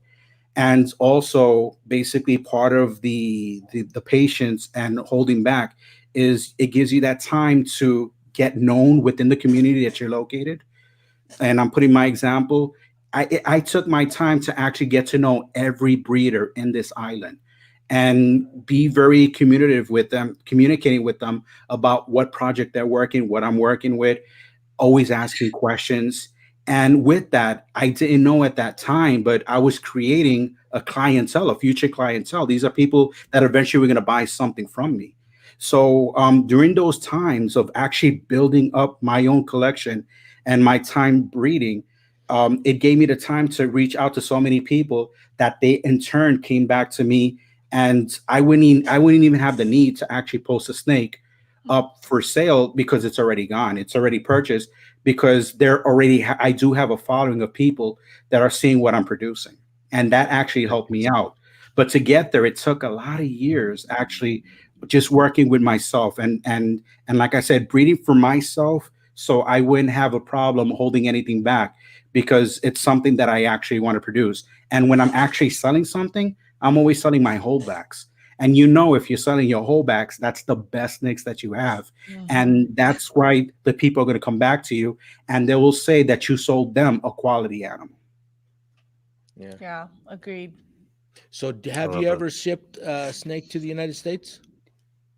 I never reached the amount, believe it or not, to have an excess that I can't sell locally that I would have to ship to the States. And and I always say this, Puerto Rico is a virgin market. And what I mean by virgin market is that even though I've been in this about since 2013, and there's other people that's been in there way longer than me, there is a grand majority of people that doesn't want to do anything with ball pythons. And ball pythons are legals. You could go to PetSmart, you could go to Petco, and you could buy ball pythons. They sell it at exaggerated prices. But because it's a virgin market, it's always a hard sell for a lot of people. But because, like I said, I'm so passionate, I've been working this so long. I've gotten my people that know me directly, and they contact me to find out what I have.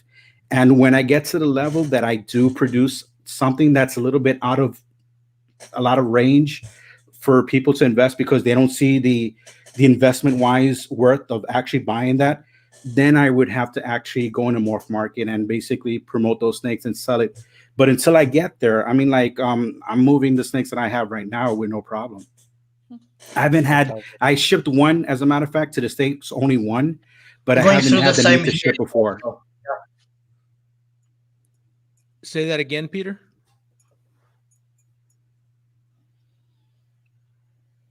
I'm going through the same here in Moscow. They want snakes to 100 to 200 bucks, but as like what is for you in the North American or European market, a $300 reptile or ball python. Here I have to double the price, and 500, 600 bucks. That's a month's rent. It's a salary, a month's salary for a lot of people. So they buy up to 100 bucks. So I'm thinking if I wanted to compete with you guys, and I could get some more medium end or even a higher end combo, then what do I do with it? If it's just for me to keep it in the tub and enjoy having that snake, it's okay. But if I actually breed a higher end, what do I do with babies? I can't move them. Can't move them in this market. Don't To get me well, now wrong, borders are because closed, but and to send it to Europe, I would always have to.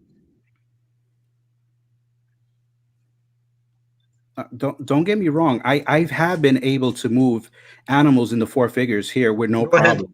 But I'm talking about animals that is a little bit higher than that, because like I said, since there is a lot of local breeders here, we interchange and we'll invest in the projects because we know its worth. Mhm. But Ah, I'm okay, talking okay. about basically a little bit higher than four figures. That if I do come across something like that, then basically I would have to look at Morph Market basically to sell it, or like Chris Eaton would say, create a Rolodex of people that I know will actually invest in that, and that's what I use YouTube for. That's what I use Instagram for, because I want people to see my beginnings, my follow ups, my development, and basically I will have the person that will be able to pick up that snake when I finally produce it with no problem. But like I said, you just have to create that Rolodex. I feel like when you are documenting and publishing your journey as you do this, it really the viewers sort of in a way kind of establish a bond with you, and they Yes. feel like they've taken that journey with you, and it's developed trust and even affection for you throughout that time. And so I think that that's a very smart. I think it's interesting that people are beginning to document their journeys from very early on. Now you're already an established breeder, you're already very experienced. I think it's a little crazy when a kid gets one leopard gecko and a bearded dragon and they're showing them on YouTube. But that doesn't seem very exciting to me, but maybe to other people with no exposure it will. And as that kid grows and develops, I mean, who knows? Maybe that kid may, really stay interested and their collection will grow. Who knows who they'll grow up to become? And so I think it's really awesome that you've been documenting. He It's will become our definitely, yeah, it's good for marketing for sure. And But people appreciate it. it goes back to what you just said. You're creating a trust. And Mhm. let me just go back to something. When I invest in a snake, I always go basically. I like to broaden my reach. I'll first off I'll check off with Justin, and I'll go through the other breeders, the big name breeders. But if there's a specific project that I will reach out to them and they don't have, I can only rely on what past information I could find of said breeder before I decide to invest on it. Because Right. it's not the same when you decide to drop $4,000 or $5,000 on a snake. And I'm in Puerto Rico. It's not like I live next door to the guy and I can actually bang on his door because he didn't show up with the snake. Mhm. I have to go back and I have to look at that history. I got to go through Facebook. I got to see how many times that person posts. I have to see if that person did a YouTube channel or an Instagram, and he's been established so long that I can go back with the feedbacks with past purchasers, that Mhm. whatever common experience they had with them. And that's something that I'm creating for myself. I want to leave a paper trail from my very beginnings, from everything that I do, because when I do have a $10,000 snake, it doesn't matter if it's the most incredible snake in the world. If I don't have a history to back it up, and Mhm. someone actually can see how I made that and how I came up to it, they'll probably thought I screen grabbed it.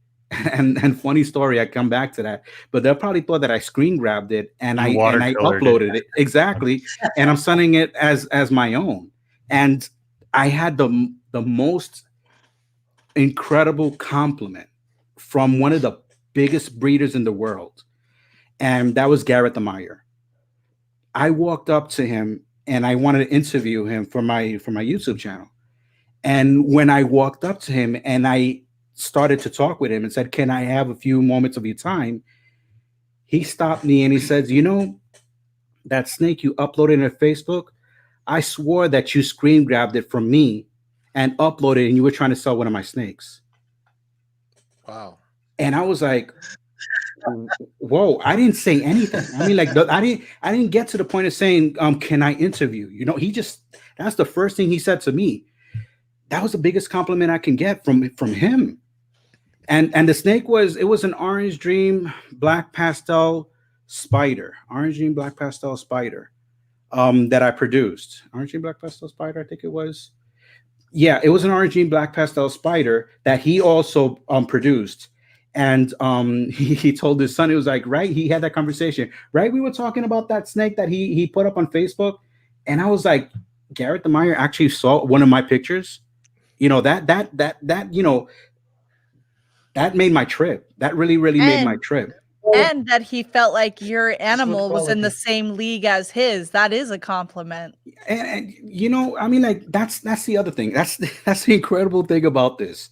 When I went to Tinley, and I still remember this, the first person I bumped into was Brian Cusco, and he called me out because one time in my video in my YouTube channel, I pronounced his name wrong. And before I said anything, he said, "Let me tell you something. It's Costco. It's not Cusco." And I was like, "Okay, you saw that video. Okay, That's cool. That's cool. Yeah, but the thing is that most of these big breeders, they're regular people, and Mhm. and they're so approachable. I mean, like I said, when I went to Cindy, I mean, like, Yep. my goodness, Justin. I mean, like me and Justin, we have history. I mean, like Justin was the first importer I actually bought from in the States in 2013, and Justin knows me basically because I'm a big Breaking Bad fan, and he called me on the very first time when he met me, because I named one of my snakes Skylar. And he obviously off the bat he caught the reference. And but besides him, Kevin McCurley, my goodness, he's amazing. Ozzy, he's incredible. Like I said, Garrett the Meyer.